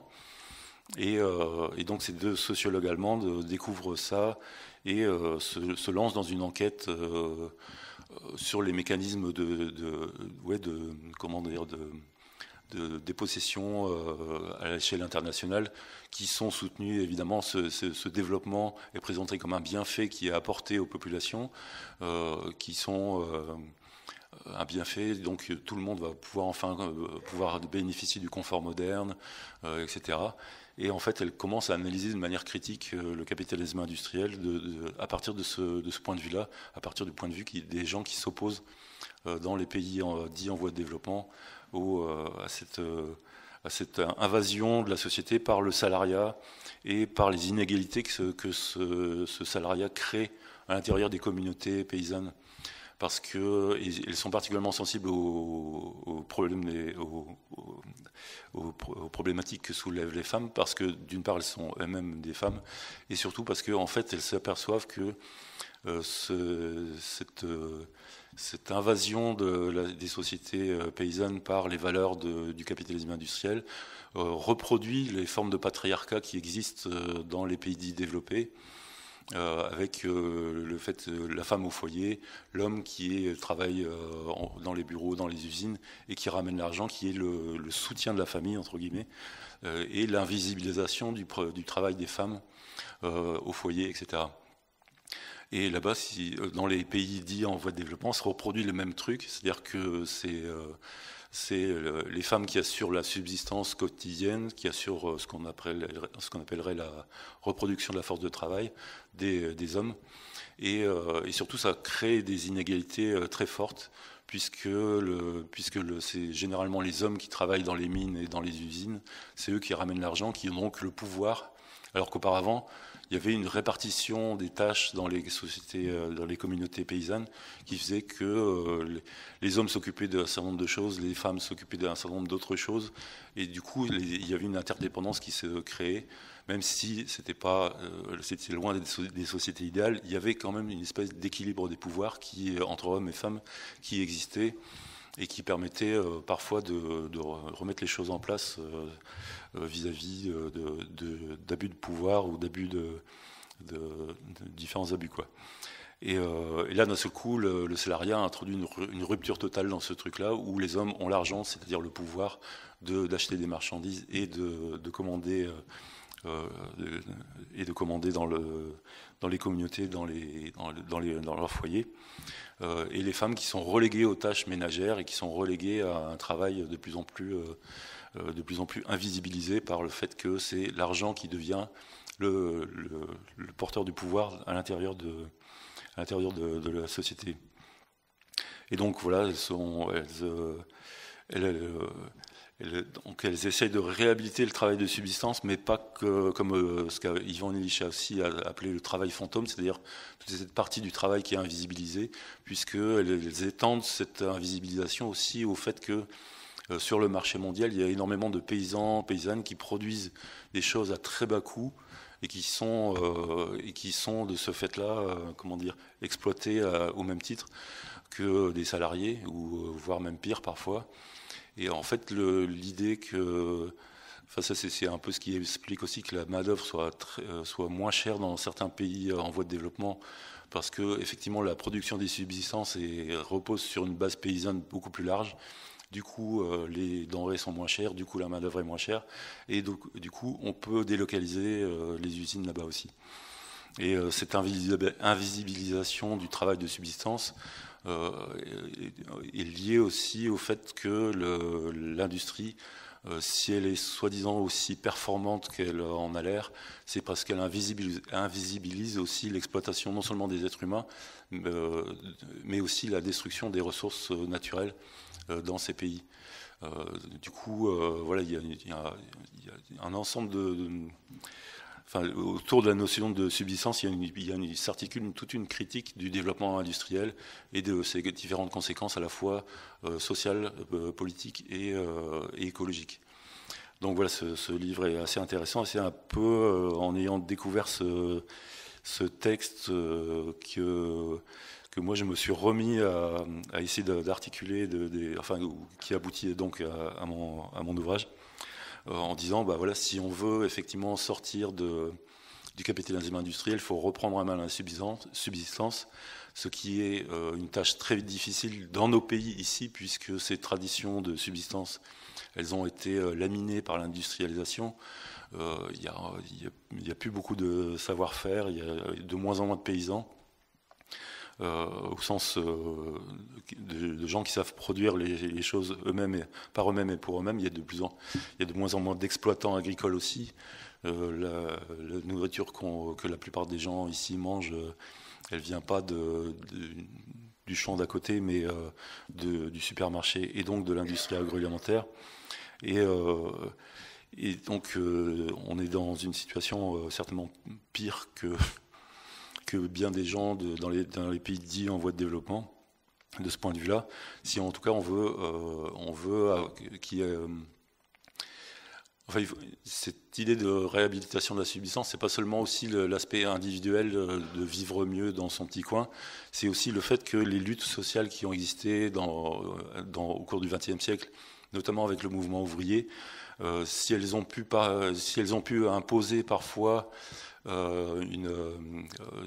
si un certain nombre de grèves ou de luttes ouvrières ont pu imposer des améliorations dans la condition ouvrière, c'est aussi parce que derrière, il y avait la production de la subsistance, c'est-à-dire que les ouvriers avaient de la famille à la campagne, qui faisait que si les ouvriers faisaient grève ou essayaient de se engager dans un conflit un peu long avec les patrons, ils savaient que derrière, il y avait leur famille qui pourrait leur fournir des subsistances, donc de la nourriture, et les assister sur un certain nombre de points, etc. Et c'est ce qui a permis un certain nombre de victoires ouvrières. Et ce qu'on voit maintenant, c'est que les mouvements sociaux qui sont parfois très, très forts, moi je pense aux Gilets jaunes, mais enfin, à l'époque où j'étais à Paris, il y avait eu le mouvement je crois que c'était d'ailleurs contre les retraites, d'ailleurs à l'époque aussi, 95. Ça avait été très fort. Et ce qui s'était passé, ce qui moi m'avait frappé à l'époque, c'est que le mouvement était très fort, il y avait vraiment une espèce de solidarité entre les gens au moment du mouvement, il y avait des assemblées, etc., où les gens discutaient jusqu'à pas d'heure sur plein de choses. Et quelques mois plus tard, il ne restait plus rien de tout ça. C'est un peu ce qui s'est passé aussi avec le mouvement des Gilets jaunes, même s'il a duré plus longtemps, s'il a été plus divers, etc. C'est que maintenant, les Gilets jaunes, ils existent encore, heureusement, mais ils sont extrêmement dispersés, minoritaires, etc. Ce qu'ils avaient créé pendant quelques mois a maintenant complètement disparu, dans la grande majorité des cas. Et en fait, à l'époque, on pouvait interpréter ça par le fait que maintenant tout le monde est réellement dépendant de la marchandise. C'est-à-dire que si on arrête les usines, si on arrête les supermarchés, si on arrête toute la chaîne d'approvisionnement qui fait que les supermarchés sont en flux tendu en direct des usines, eh bien, ça ne va pas pouvoir durer très longtemps. Et tout le monde le sait, s'en rend compte, on a le sentiment en tout cas. Donc, effectivement, on peut bloquer l'économie pour faire sentir sa force à un moment, mais à un moment, il faut aussi manger. Et c'est là que les choses se corsent, c'est-à-dire que comme plus personne ne cultive son jardin, ou très peu de gens en tout cas le font, on ne peut pas faire durer infiniment la grève comme ça. Donc voilà, il y a ces deux aspects-là. Il y a cet aspect d'articuler de donner une nouvelle force aux luttes sociales aussi. Et ces dernières décennies, il y a aussi tout le mouvement des ZAD, des occupations diverses et variées autour des problèmes à la fois environnementaux, mais pas que. Il y a eu, et ça d'un seul coup, on peut dire, enfin, moi j'ai vécu les années 90, je n'étais pas vraiment militant, mais en tout cas, il y avait pas, il y avait très peu de choses de cet ordre-là, comme ce qui a pu se passer à Notre-Dame-des-Landes par exemple. Dans les luttes, moi j'avais participé donc aux luttes contre les OGM, mais aussi contre le TGV, un peu aux luttes antinucléaires.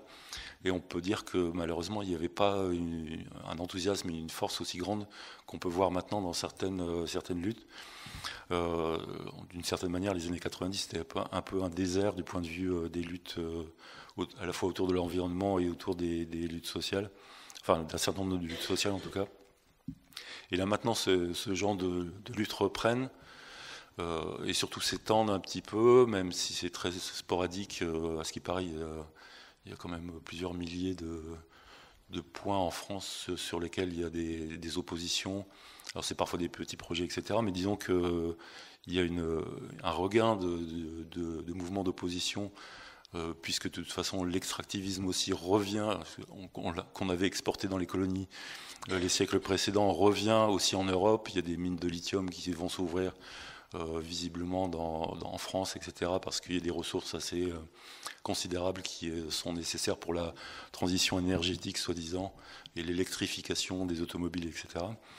Et du coup, effectivement, ces luttes reprennent et découvrent à travers ces mouvements d'occupation de terrain comme Notre-Dame-des-Landes, qu'il ne suffit pas d'occuper le terrain pour créer un rapport de force, il faut aussi construire de quoi y vivre. Construire à la fois ce qui permet la pérennité de l'occupation, mais aussi construire ce qui permet d'obtenir un soutien des gens qui sont autour de ces luttes et qui ne peuvent pas, pour tout un tas de raisons personnelles, y participer directement et qui peuvent par contre apporter un soutien matériel, logistique, psychologique, etc., ou participer aux manifestations, etc. Donc il y a cette redécouverte de la subsistance comme aussi un levier d'action pour créer un rapport de force avec les autorités, avec l'État, avec l'industrie, pour dire, ben là, vous voulez saccager tel endroit pour construire une usine, pour construire un aéroport, pour ouvrir une mine de lithium, eh bien non, vous n'allez pas le faire parce qu'on va rester là et on va essayer de tenir la chose, quoi. Donc voilà, c'est un peu les perspectives que j'essaie d'évoquer dans cet ouvrage.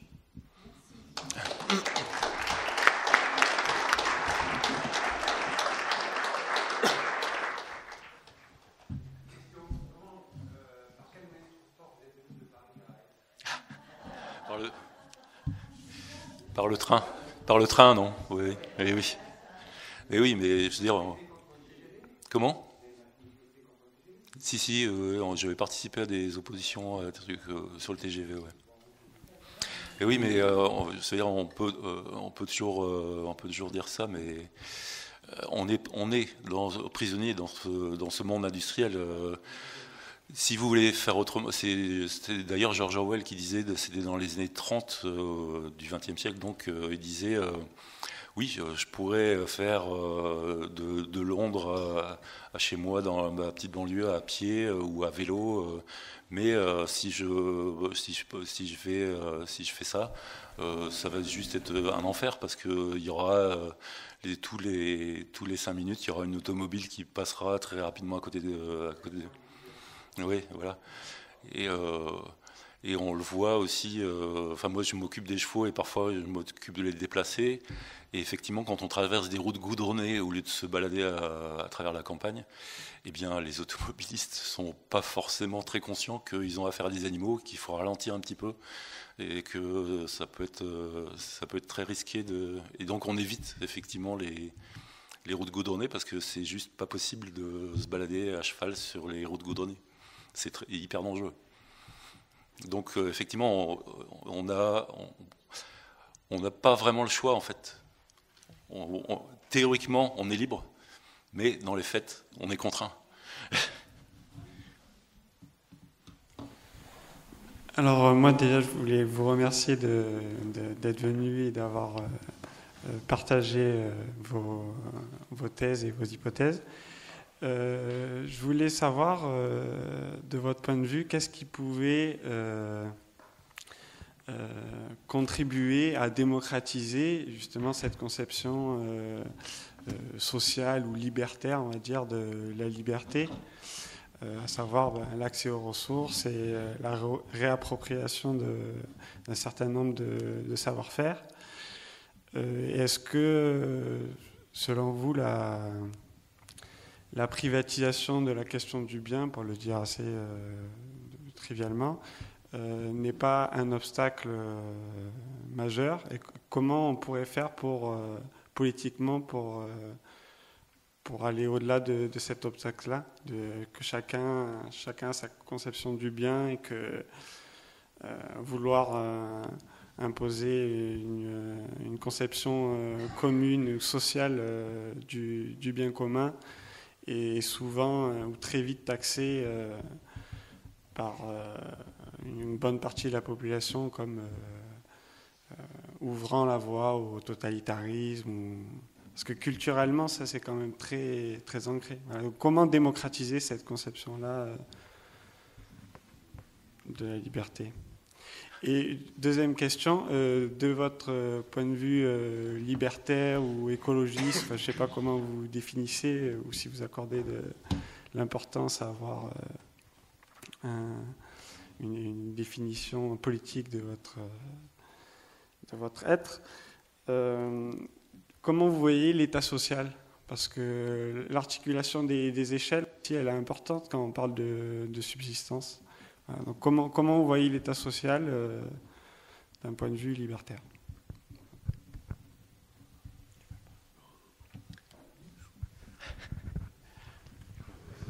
Alors, je vais commencer. Je ne sais pas si je pourrais répondre intelligemment à tout ça, mais j'espère que Bertrand va venir m'aider. Oui, sur la première question, oui, c'est un petit peu là, c'est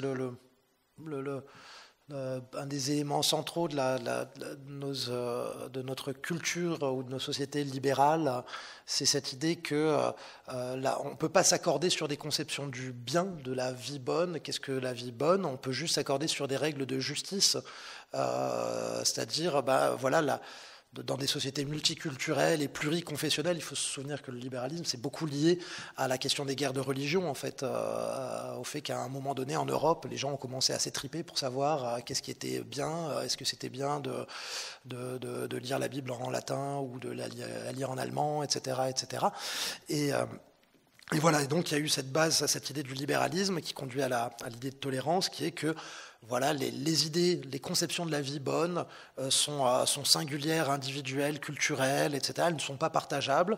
Et la seule chose sur quoi on peut s'accorder, c'est sur des règles de justice, c'est-à-dire en gros ne pas empêcher les autres de mener la vie qu'ils estiment bonne tant qu'ils n'empiètent pas sur notre propre capacité à mener librement la vie que nous, on estime bonne, même si on n'a pas la même conception du bien. Ça c'est très juste et donc voilà, moi je suis relativement d'accord avec ça. C'est un des éléments du libéralisme, c'est l'idée de tolérance qui me semble il faut pas tout jeter dans le libéralisme. En fait, il y avait l'inviolabilité de la vie privée, pour moi c'est très important en fait. Si on renonce à ça, c'est le totalitarisme en fait, tout simplement. Donc la critique du libéralisme ne doit pas jeter le bébé avec l'eau du bain et voilà. Mais par contre, il faut voir que ces fameuses règles de justice sur lesquelles on peut s'entendre, voilà, on peut se demander, et en fait il y a toutes les questions aujourd'hui de ce qu'on appelle la justice environnementale. Est-ce qu'il est juste qu'aujourd'hui, nous, Européens, occidentaux et certaines générations, on saccage à ce point la planète au point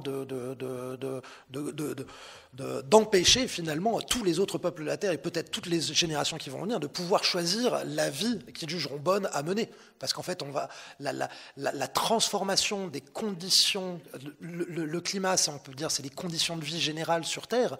La transformation de ces conditions de vie, ça va contraindre les modes de vie possibles de manière incroyable. Donc en fait, on va enfermer, on est en train de s'enfermer et d'enfermer tous les peuples de la Terre dans des conditions de vie, en fait, qui ne seront sans doute supportables qu'avec un mode de vie hyper industriel, hyper technologisé, etc. On peut imaginer s'il fait 3 ou 4 ou 5 degrés de plus sur cette planète, on ne pourra pas survivre sans climatisation, sans choses comme ça, etc. Donc en fait, on est en train d'enfermer et de réduire drastiquement l'éventail de la possibilité de choisir la vie bonne qu'on a à mener. Donc même d'un point de vue libéral, on peut être radicalement contre le développement du capitalisme et l'aveuglement des élites actuelles dites libérales par rapport aux conséquences écologiques du développement industriel. Donc moi je pense que j'insisterai là-dessus, et de ce point de vue-là, les luttes, ce qu'on appelle les luttes pour la justice environnementale, la justice climatique, me semblent très importantes à mener, parce qu'elles permettent de retourner quelque part le sens commun libéral, les meilleurs éléments du sens commun libéral contre l'autre aspect du libéralisme, qui est d'être l'idéologie du développement capitaliste, en fait. Et donc moi je proposerai ça en tous les cas comme argumentation par rapport à ce genre d'idées. Et sur l'état social, voilà, moi je pense qu'il faut faire, en effet, moi en tous les cas, tous les deux, on a une inspiration, on vient plutôt en tous les cas, on s'inspire, on se nourrit beaucoup d'idées anarchisme, de même qu'on se nourrit d'idées écoféministes, comme on l'a entendu, d'idées socialistes, etc. On se nourrit à plusieurs sources. Et donc la question de l'état social, elle pose question. Fondamentalement, moi, dans mon propos, il y a toute une remise en question, en effet, de ces institutions, remise en question théorique et historique sur le rôle qu'elles ont pu jouer, d'accompagnement, etc. Maintenant, à un moment donné, quand on réfléchit politiquement, c'est bien de réfléchir sur les principes, etc. C'est de réfléchir dans un monde idéal. Est-ce qu'il y aura encore un État social? Est-ce qu'il y aura encore quelque chose comme l'État, etc. Moi, je dirais plutôt non. Mais après, maintenant, ici et maintenant, on vit avec ces institutions, de même qu'on vit avec le train. Le train, c'est un moyen de transport industriel, et c'est sans doute de toutes les machines du monde industriel, ce sera sans doute la dernière à devoir être démantelée. En fait, aujourd'hui, s'il fallait réfléchir en projet de société, il va falloir démanteler d'abord l'automobile individuelle. Ça, c'est une évidence. Je pense que Bertrand vous a convaincu là-dessus. Mais le train, c'est un moyen de transport industriel qui pose plein de problèmes. Il faut énormément de métaux, etc. Donc, ça pose la question qui va aller au fond de la mine pour trouver du charbon, pour les métaux qu'il faut. Donc, ça pose plein de questions. N'empêche que dans la situation qui nous est faite, si on veut être juste un tout petit peu lucide sur ce qui est faisable, ça peut pas être la priorité de démanteler le train. C'est la priorité juste de Macron, en fait, en gros, hein, tout ce qui fait le cœur de certaines politiques de Macron actuellement, c'est de démanteler en effet le rail. Et voilà. Donc moi je pense que non, en fait, il va falloir il va falloir assurer la maintenance d'un certain nombre d'infrastructures industrielles, quand bien même elles sont pas compatibles tout à fait avec des objectifs écologiques et politiques, mais parce que on fait la politique. Si les hommes font leur propre histoire, comme disait Marx, ils le font dans les conditions qui leur sont imposées. On ne les a pas choisies, ces conditions. Et donc, de même que Bertrand a dû prendre le train pour venir jusqu'ici, il va falloir accepter d'autres conditions aussi. Et donc, il y aura malheureusement de l'État, on en aura encore pendant longtemps. Il va falloir gérer, par exemple, un parc nucléaire. Si jamais on réussissait à faire une révolution, à blackbouler tout ça, si jamais toutes les idées qu'on défend devenaient le sens commun de la totalité de la population française dans les prochaines années, il faudra quand même gérer un parc nucléaire et des pollutions ingérables pendant des centaines d'années. Et ça, on ne va pas juste dire aux gens, aux voisins de Golfech ou de Tricastin, écoutez, c'est autonomie, hein, chacun se débrouille, vous vous occupez de votre propre territoire, nous on s'occupe du nôtre. Non, voilà, donc il y aura forcément, à mon sens, des éléments. Et l'état social, c'est bien sûr, c'est l'aspect, c'est absolument indispensable aujourd'hui à le défendre. Moi, je fais partie des gens qui, même en tant qu'anarchiste, j'irai jeudi manifester, même s'il y a une super conférence de Roland Gori où j'irai participer à ça. Non pas parce que je pense que c'est le nec plus ultra, mais c'est parce que sinon ça aggrave tellement les conditions de vie des gens les plus vulnérables et en fait c'est pas quand on est le couteau sous la gorge qu'on se bat pour des idéaux. On se bat juste pour la survie et le sauve qui peut, en fait, c'est pas toujours la meilleure chose sur le plan politique, je dirais. Je crois que tu avais posé aussi une question sur la propriété, enfin l'appropriation en tout cas de. C'était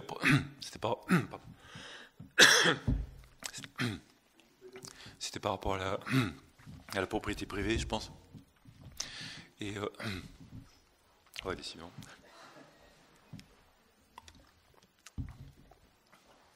Et bon, moi je vis dans un collectif autogéré qui s'appelle Longomeil.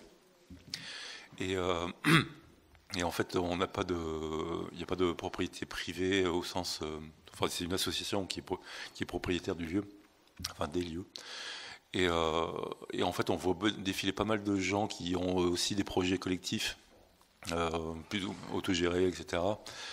Et il y a tout un aspect juridique qui a été beaucoup travaillé par un certain nombre de gens et qui essaye de sortir un certain nombre de terres ou de bâtiments de la propriété privée, justement.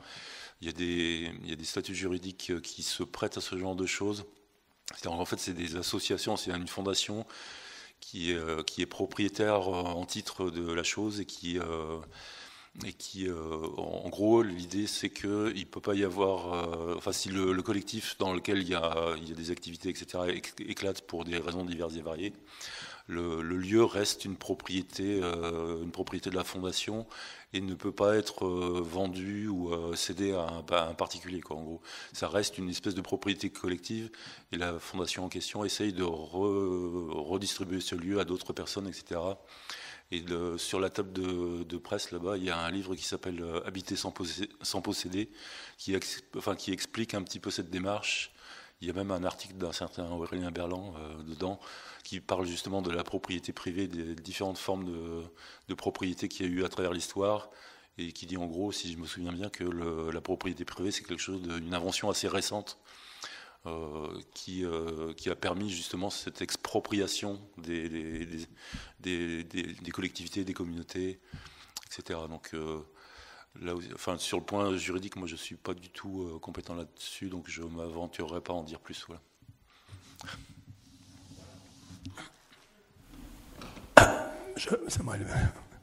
Vous avez dit une chose très intéressante. Vous avez dit qu'il n'y a pas deux possibilités différentes. Il y a soit c'est les autres qui font le travail, la substance, soit il faut développer les systèmes de technologie pour que les machines remplacent, mais en sachant que les machines, il faut quand même qu'il y ait des gens aussi qui les construisent. Moi, j'ai trouvé très intéressant là, ce que vous dites, et ça interpelle pour savoir quel monde on peut proposer au niveau de... Est-ce que c'est vraiment ces deux... On ne peut pas faire autre chose que ces deux choses-là, ou est-ce qu'on peut s'interroger de le faire autrement? Parce que là, vous étiez vraiment catégorique en disant il n'y a pas 36 solutions. Hein. Il y a faire ça aux autres ou faire ça par la technologie. Et je voulais savoir, parce que nous, tout le monde s'interroge en disant on voit bien les problèmes qu'il y a eu depuis le Moyen-Âge, depuis dans ce que vous avez très très bien, en plus vous avez très très bien parlé, vous avez très très bien expliqué ça, et maintenant on est au pied du mur, et fort de ce que vous dites, qu'est-ce qu'on fait maintenant? Qu'est-ce qu'on peut proposer? Là, vous avez évoqué différentes solutions, mais moi, ça m'a quand même paru terrible, ces deux choses, en disant qu'on ne peut pas faire autre chose, quoi. Ouais.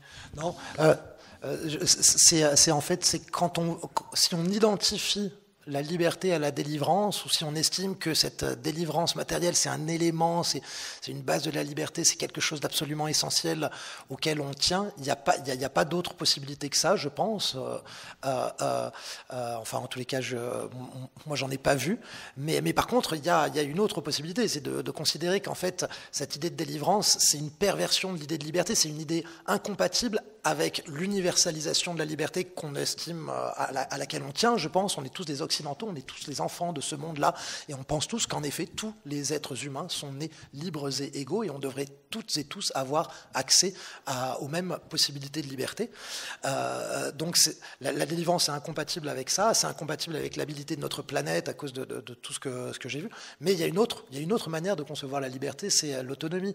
Et auquel cas, il y a ces nécessités de la vie quotidienne, elles existent dans tous les cas de figure, et donc là, l'autonomie, la solution, c'est quoi? C'est de se dire, non, mais il faut se partager équitablement ces tâches. Et en fait, toutes ces tâches partagées équitablement, moi je pense partagées équitablement et reprises aussi dans une vision plus peut-être collective du travail. En fait, cette idée que derrière les tâches ménagères, derrière le travail de la terre, la construction de l'habitat, ce soit que des corvées, un fardeau qui écrase, en fait c'est vrai à partir du moment où il y a des gens qui s'en délivrent, qui sont délivrés de tout ça et qui font peser double dose sur les autres. Mais en fait, quand on fait équitablement partager ces activités, c'est des occasions de s'exercer, d'avoir des activités physiques, manuelles, etc. Ça peut devenir des activités passionnantes, intéressantes. L'idée que ce soit entièrement négatif, que ce soit que sous l'angle de la corvée, tout ça, moi, ça ne me convainc pas. En fait, moi, quand je me suis installé à la campagne, j'ai trouvé un plaisir immense à faire plein d'activités matérielles. Alors en effet, ça faisait que je ne pouvais pas passer mes journées à lire, écrire, penser, etc. Il fallait vider les chiottes sèches, aller planter les carottes, les désherber, arroser les plantes, s'occuper de plein de choses. Mais en fait, c'était moi, je les faisais aussi avec des bons amis, je n'étais pas tout seul dans mon coin. Et cette subsistance, en général, elle était produite socialement et collectivement. Et en fait, c'était des super occasions de discuter, de passer des bons moments ensemble, etc. Si vous avez, je sais pas, j'aime bien prendre cet exemple-là, mais si vous avez une tranchée à creuser à la pioche d'1 mètre de profondeur et que vous êtes tout seul, bien sûr, c'est une corvée insupportable, vous vous cassez le dos, etc. C'est invivable. Mais si vous faites ça, si vous appelez 10 ou 15 copains, vous dites j'ai besoin d'un coup de main, j'ai pas envie d'utiliser une pelleteuse, je trouverais ça vraiment trop dommage pour plein de raisons de faire ça. On se fait une journée, là, on y vient tous tel jour, on bouffe ensemble à midi, et ça peut être en fait une super occasion de se retrouver, de rigoler, etc. Voilà. Donc voilà, moi c'est ça que je défends, cette idée que se réapproprier les tâches de subsistance aussi, c'est pas juste être écrasé par le poids d'un fardeau.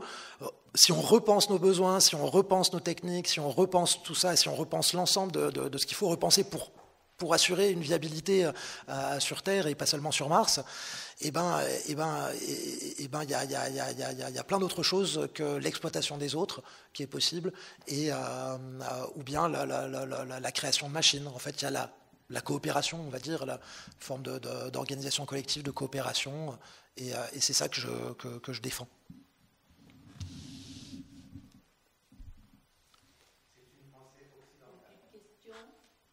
D'autres questions? Il y a quelqu'un qui... Je veux bien réagir. C'est une pensée occidentale, vous dites? Moi, j'ai pris...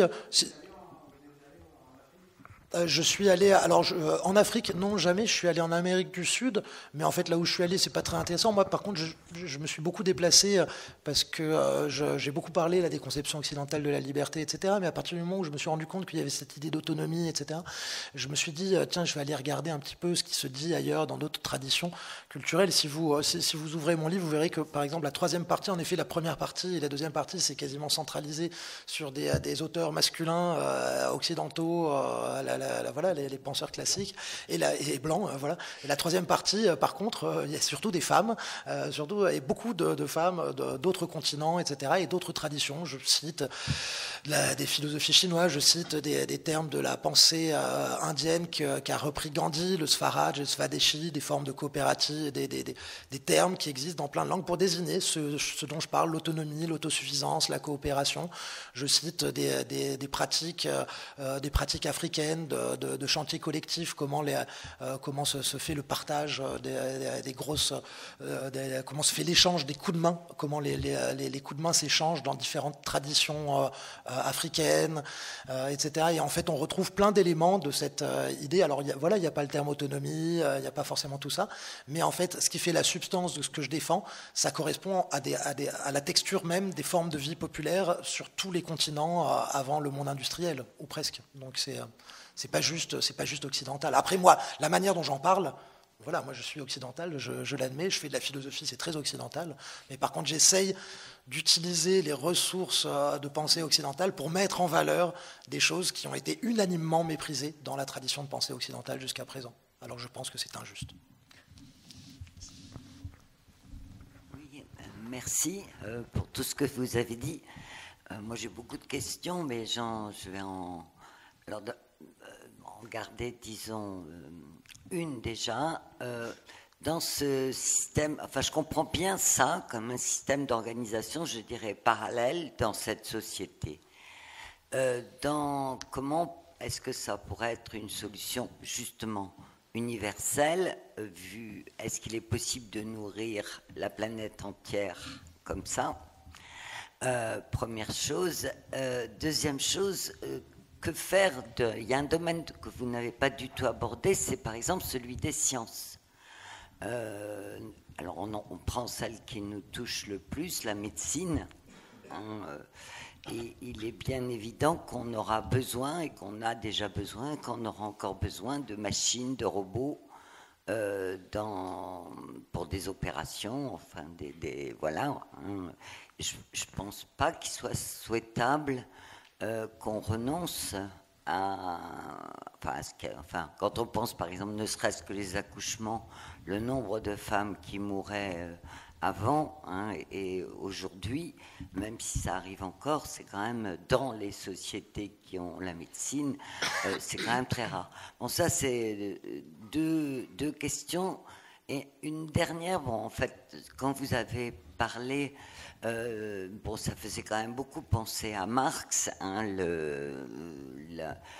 l'aliénation et de la vente de sa force de travail à des gens qui possèdent. Le travailleur, dit Marx, ne possède qu'une chose, c'est sa force de travail. Et en face, il se trouve face à une classe, la classe bourgeoise, qui, elle, possède les entreprises dans lesquelles il peut vendre sa force. Donc, Max emploie un mot que vous n'avez pas employé, ça m'a un peu... Enfin, je ne sais pas, vous parlez pas d'aliénation. Est-ce qu'il n'y a pas quelque chose aussi à chercher du côté d'une désaliénation? Voilà. C'est pour reprendre un terme marxiste. Voilà, ça fait beaucoup de questions. Mais ce sont des interrogations, il y en aurait d'autres, mais c'est des questions que vos réflexions soulèvent, je pense. Ouais, je peux peut-être répondre sur l'aspect sciences et médecine. Il faut voir, vous parlez de médecine et des accouchements, etc. Il y a des auteurs anglo-saxons, je pense notamment à Caroline Merchant, qui a écrit un livre qui s'appelle La mort de la nature, qui a été traduit récemment d'ailleurs par les éditions Wild Project, c'est des éditions de Marseille. Et là, elle montre comment la science qui était faite à partir du XVIe, XVIIe siècle par des hommes a exproprié les savoir-faire des femmes qui étaient des accoucheuses, guérisseuses, etc. Alors, on peut faire des critiques sur ces connaissances vernaculaires, etc. etc. Mais bon, il y a eu ce mouvement d'expropriation à tel point même d'ailleurs que moi je me souviens d'une chose qui m'avait frappé dans ce livre, c'est que jusqu'au tard dans le 19e siècle, les hommes qui accouchaient et les femmes ne se lavaient pas les mains. Alors que dans d'autres services, ils disséquaient des cadavres. Donc il y avait une mortalité assez effroyable. Et c'est une personne qui a dit, mais là, il faudrait peut-être se laver les mains parce que vous êtes en train de transmettre des trucs. Oui, voilà. Enfin voilà, en tout cas, il y a eu aussi cette expropriation des savoir-faire des femmes par la science. Il ne faut pas l'oublier non plus. Et aussi, la science moderne s'est constituée dans un état d'esprit assez particulier, c'est-à-dire que elle a effectivement permis de grandes réalisations, mais elle a étudié la nature, elle a plutôt étudié les objets qu'on considérerait comme inertes et morts. C'est le modèle de la science qui est encore dominant maintenant, c'est la physique en fait. Et la plus grande réalisation, la plus éclatante réalisation de la physique, c'est quand même la bombe atomique. Et la biologie, la médecine se sont en grande partie inspirés de cette méthode qui étudie des objets inertes et morts pour étudier les objets, enfin les êtres vivants et les êtres humains. Donc ça induit, moi j'ai fait, quand j'ai participé à l'opposition aux OGM, j'ai commencé à m'intéresser à l'histoire de la biologie, à l'histoire des idées en biologie, et du coup j'ai écrit un bouquin qui s'appelle Les êtres vivants ne sont pas des machines, qui est en fait une grosse note de lecture sur un historien des sciences un historien de biologie qui s'appelle André Pichot, qui lui décortique toute l'histoire de la biologie, de ses concepts, etc. Et je relis, lui, ce qu'il fait, c'est vraiment une enquête dans les concepts et les idées en biologie. Moi, je relis ça au développement capitaliste et industriel, puisque les concepts sont importés à la fois de l'ingénierie, de l'industrie, et font retour sur les biotechnologies, etc. Enfin bon, il y a tout un ensemble. Et puis il y a aussi, récemment, il y a aussi Céline Lafontaine, une sociologue québécoise, qui a fait plusieurs ouvrages sur les biotechnologies, etc., qui sont assez impressionnants et qui montrent réellement comment l'approche du vivant comme machine est encore extrêmement présente dans la médecine moderne, et surtout dans les avancées les plus qu'on nous promet sur la génétique, etc. Et voilà. Et du coup, je pense qu'il faut aussi pas perdre de vue qu'il y a énormément de maladies et de problèmes de santé qui maintenant sont induits par le développement industriel. Ça, il ne faut pas l'oublier non plus. Je veux dire, la flambée des cancers ces dernières décennies, elle est absolument énorme.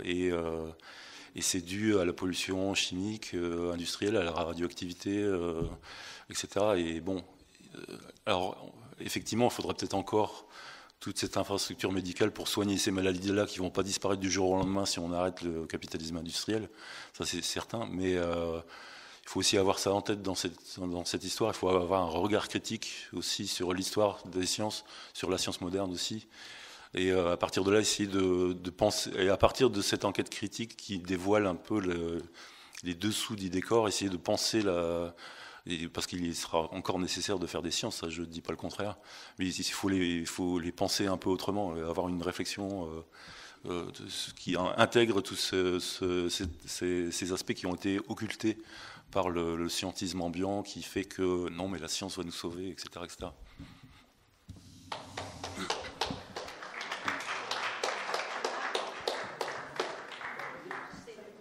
C'est l'heure. Bon, bah,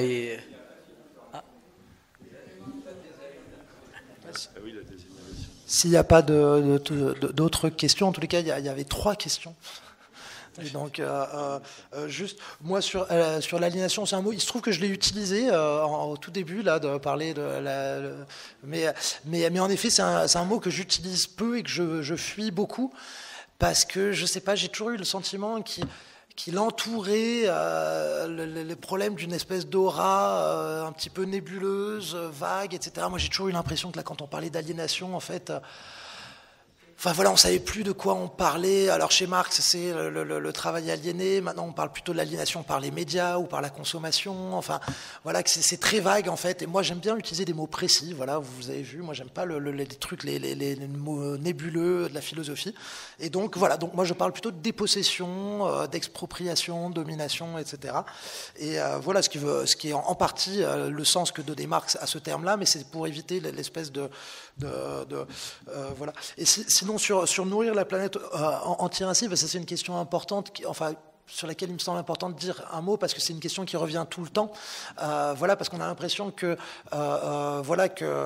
seule l'agriculture industrielle serait capable de nourrir nos 7 milliards d'habitants, et puis là bientôt 9 ou 8 ou 10, on ne sait pas très bien, mais voilà. En fait, ce qu'il faut se rappeler là-dessus, d'abord, en fait, nourrir la planète une fois qu'il y aura plus 5 degrés, voilà, c'est plus possible. Aujourd'hui, l'agriculture industrielle, c'est très simple. On utilise entre 8 et 12 calories fossiles pour produire 1 calorie alimentaire. Tellement il faut de pétrole pour faire tourner les machines, pour produire les engrais, les herbicides, etc. C'est-à-dire, sur le plan énergétique, d'un calcul énergétique, c'est juste une aberration. On n'a jamais eu une agriculture aussi contre-productive, aussi gaspilleuse, aussi calamiteuse que ça. Et plus on va loin dans le productivisme agricole, plus le rendement calorique sur le plan purement physique, énergétique, est désastreux. Et c'est lié à quelque chose de très simple, c'est que ce qu'on appelle le productivisme agricole, c'est pas de la productivité par hectare. La productivité par hectare, si mes souvenirs sont bons, elle n'est pas énorme. C'est la productivité par travailleur. C'est-à-dire, en effet, grâce aux machines, l'agriculture industrielle, elle fait qu'une personne est capable d'exploiter 600 ou 700 hectares avec plein de machines, etc., et de produire des gigatonnes de blé, etc. Mais en fait, si on faisait cultiver toutes ces 600 hectares d'une autre manière, par donc beaucoup de main-d'œuvre et beaucoup moins de machines, il y aurait encore plus de production agricole possible, potentielle. Mais il y aurait des centaines et des centaines et des centaines de travailleurs. Voilà. Et donc, l'agriculture industrielle, elle ne nourrit pas la planète, elle délivre une partie de la population mondiale du travail de la terre. En tous les cas, c'est ça que je voulais exprimer, c'est ça qui me semble hyper important de comprendre. Et c'est-à-dire qu'elle fait peser tout le fardeau du travail de la terre sur juste quelques pourcents de la population mondiale. Et c'est ça qui est injuste, et c'est ça qui est incompatible avec l'habitabilité de notre planète, parce que ça suppose justement toutes ces calories fossiles gaspillées de manière complètement absurde. Et donc voilà, moi je pense qu'il faut renoncer à ça, et que ça peut être génial en fait de participer aux travaux de la terre, et qu'il n'y a pas besoin de devenir tous paysans pour ça, il n'y a pas besoin d'abolir les villes, etc. Il faut se souvenir qu'avant la généralisation du tracteur et de la moissonneuse-batteuse, il y avait plein de gens dans les villes qui tout simplement partaient pendant 1 semaine, 2 semaines, 3 semaines, aller participer aux fenaisons ou aux moissons avec Pépé, Mémé, le cousin, la voisine, etc., au village, et que c'était pas dégradant, que ça faisait du bien même en fait, quand on était boutiquier, intellectuel, universitaire, etc., de prendre 2-3 semaines et de participer à la production collective de la subsistance commune. Voilà, moi, en tous les cas, c'est ça que ça me semble une piste plus intéressante pour nourrir la planète et la préserver. Voilà, je sais pas si...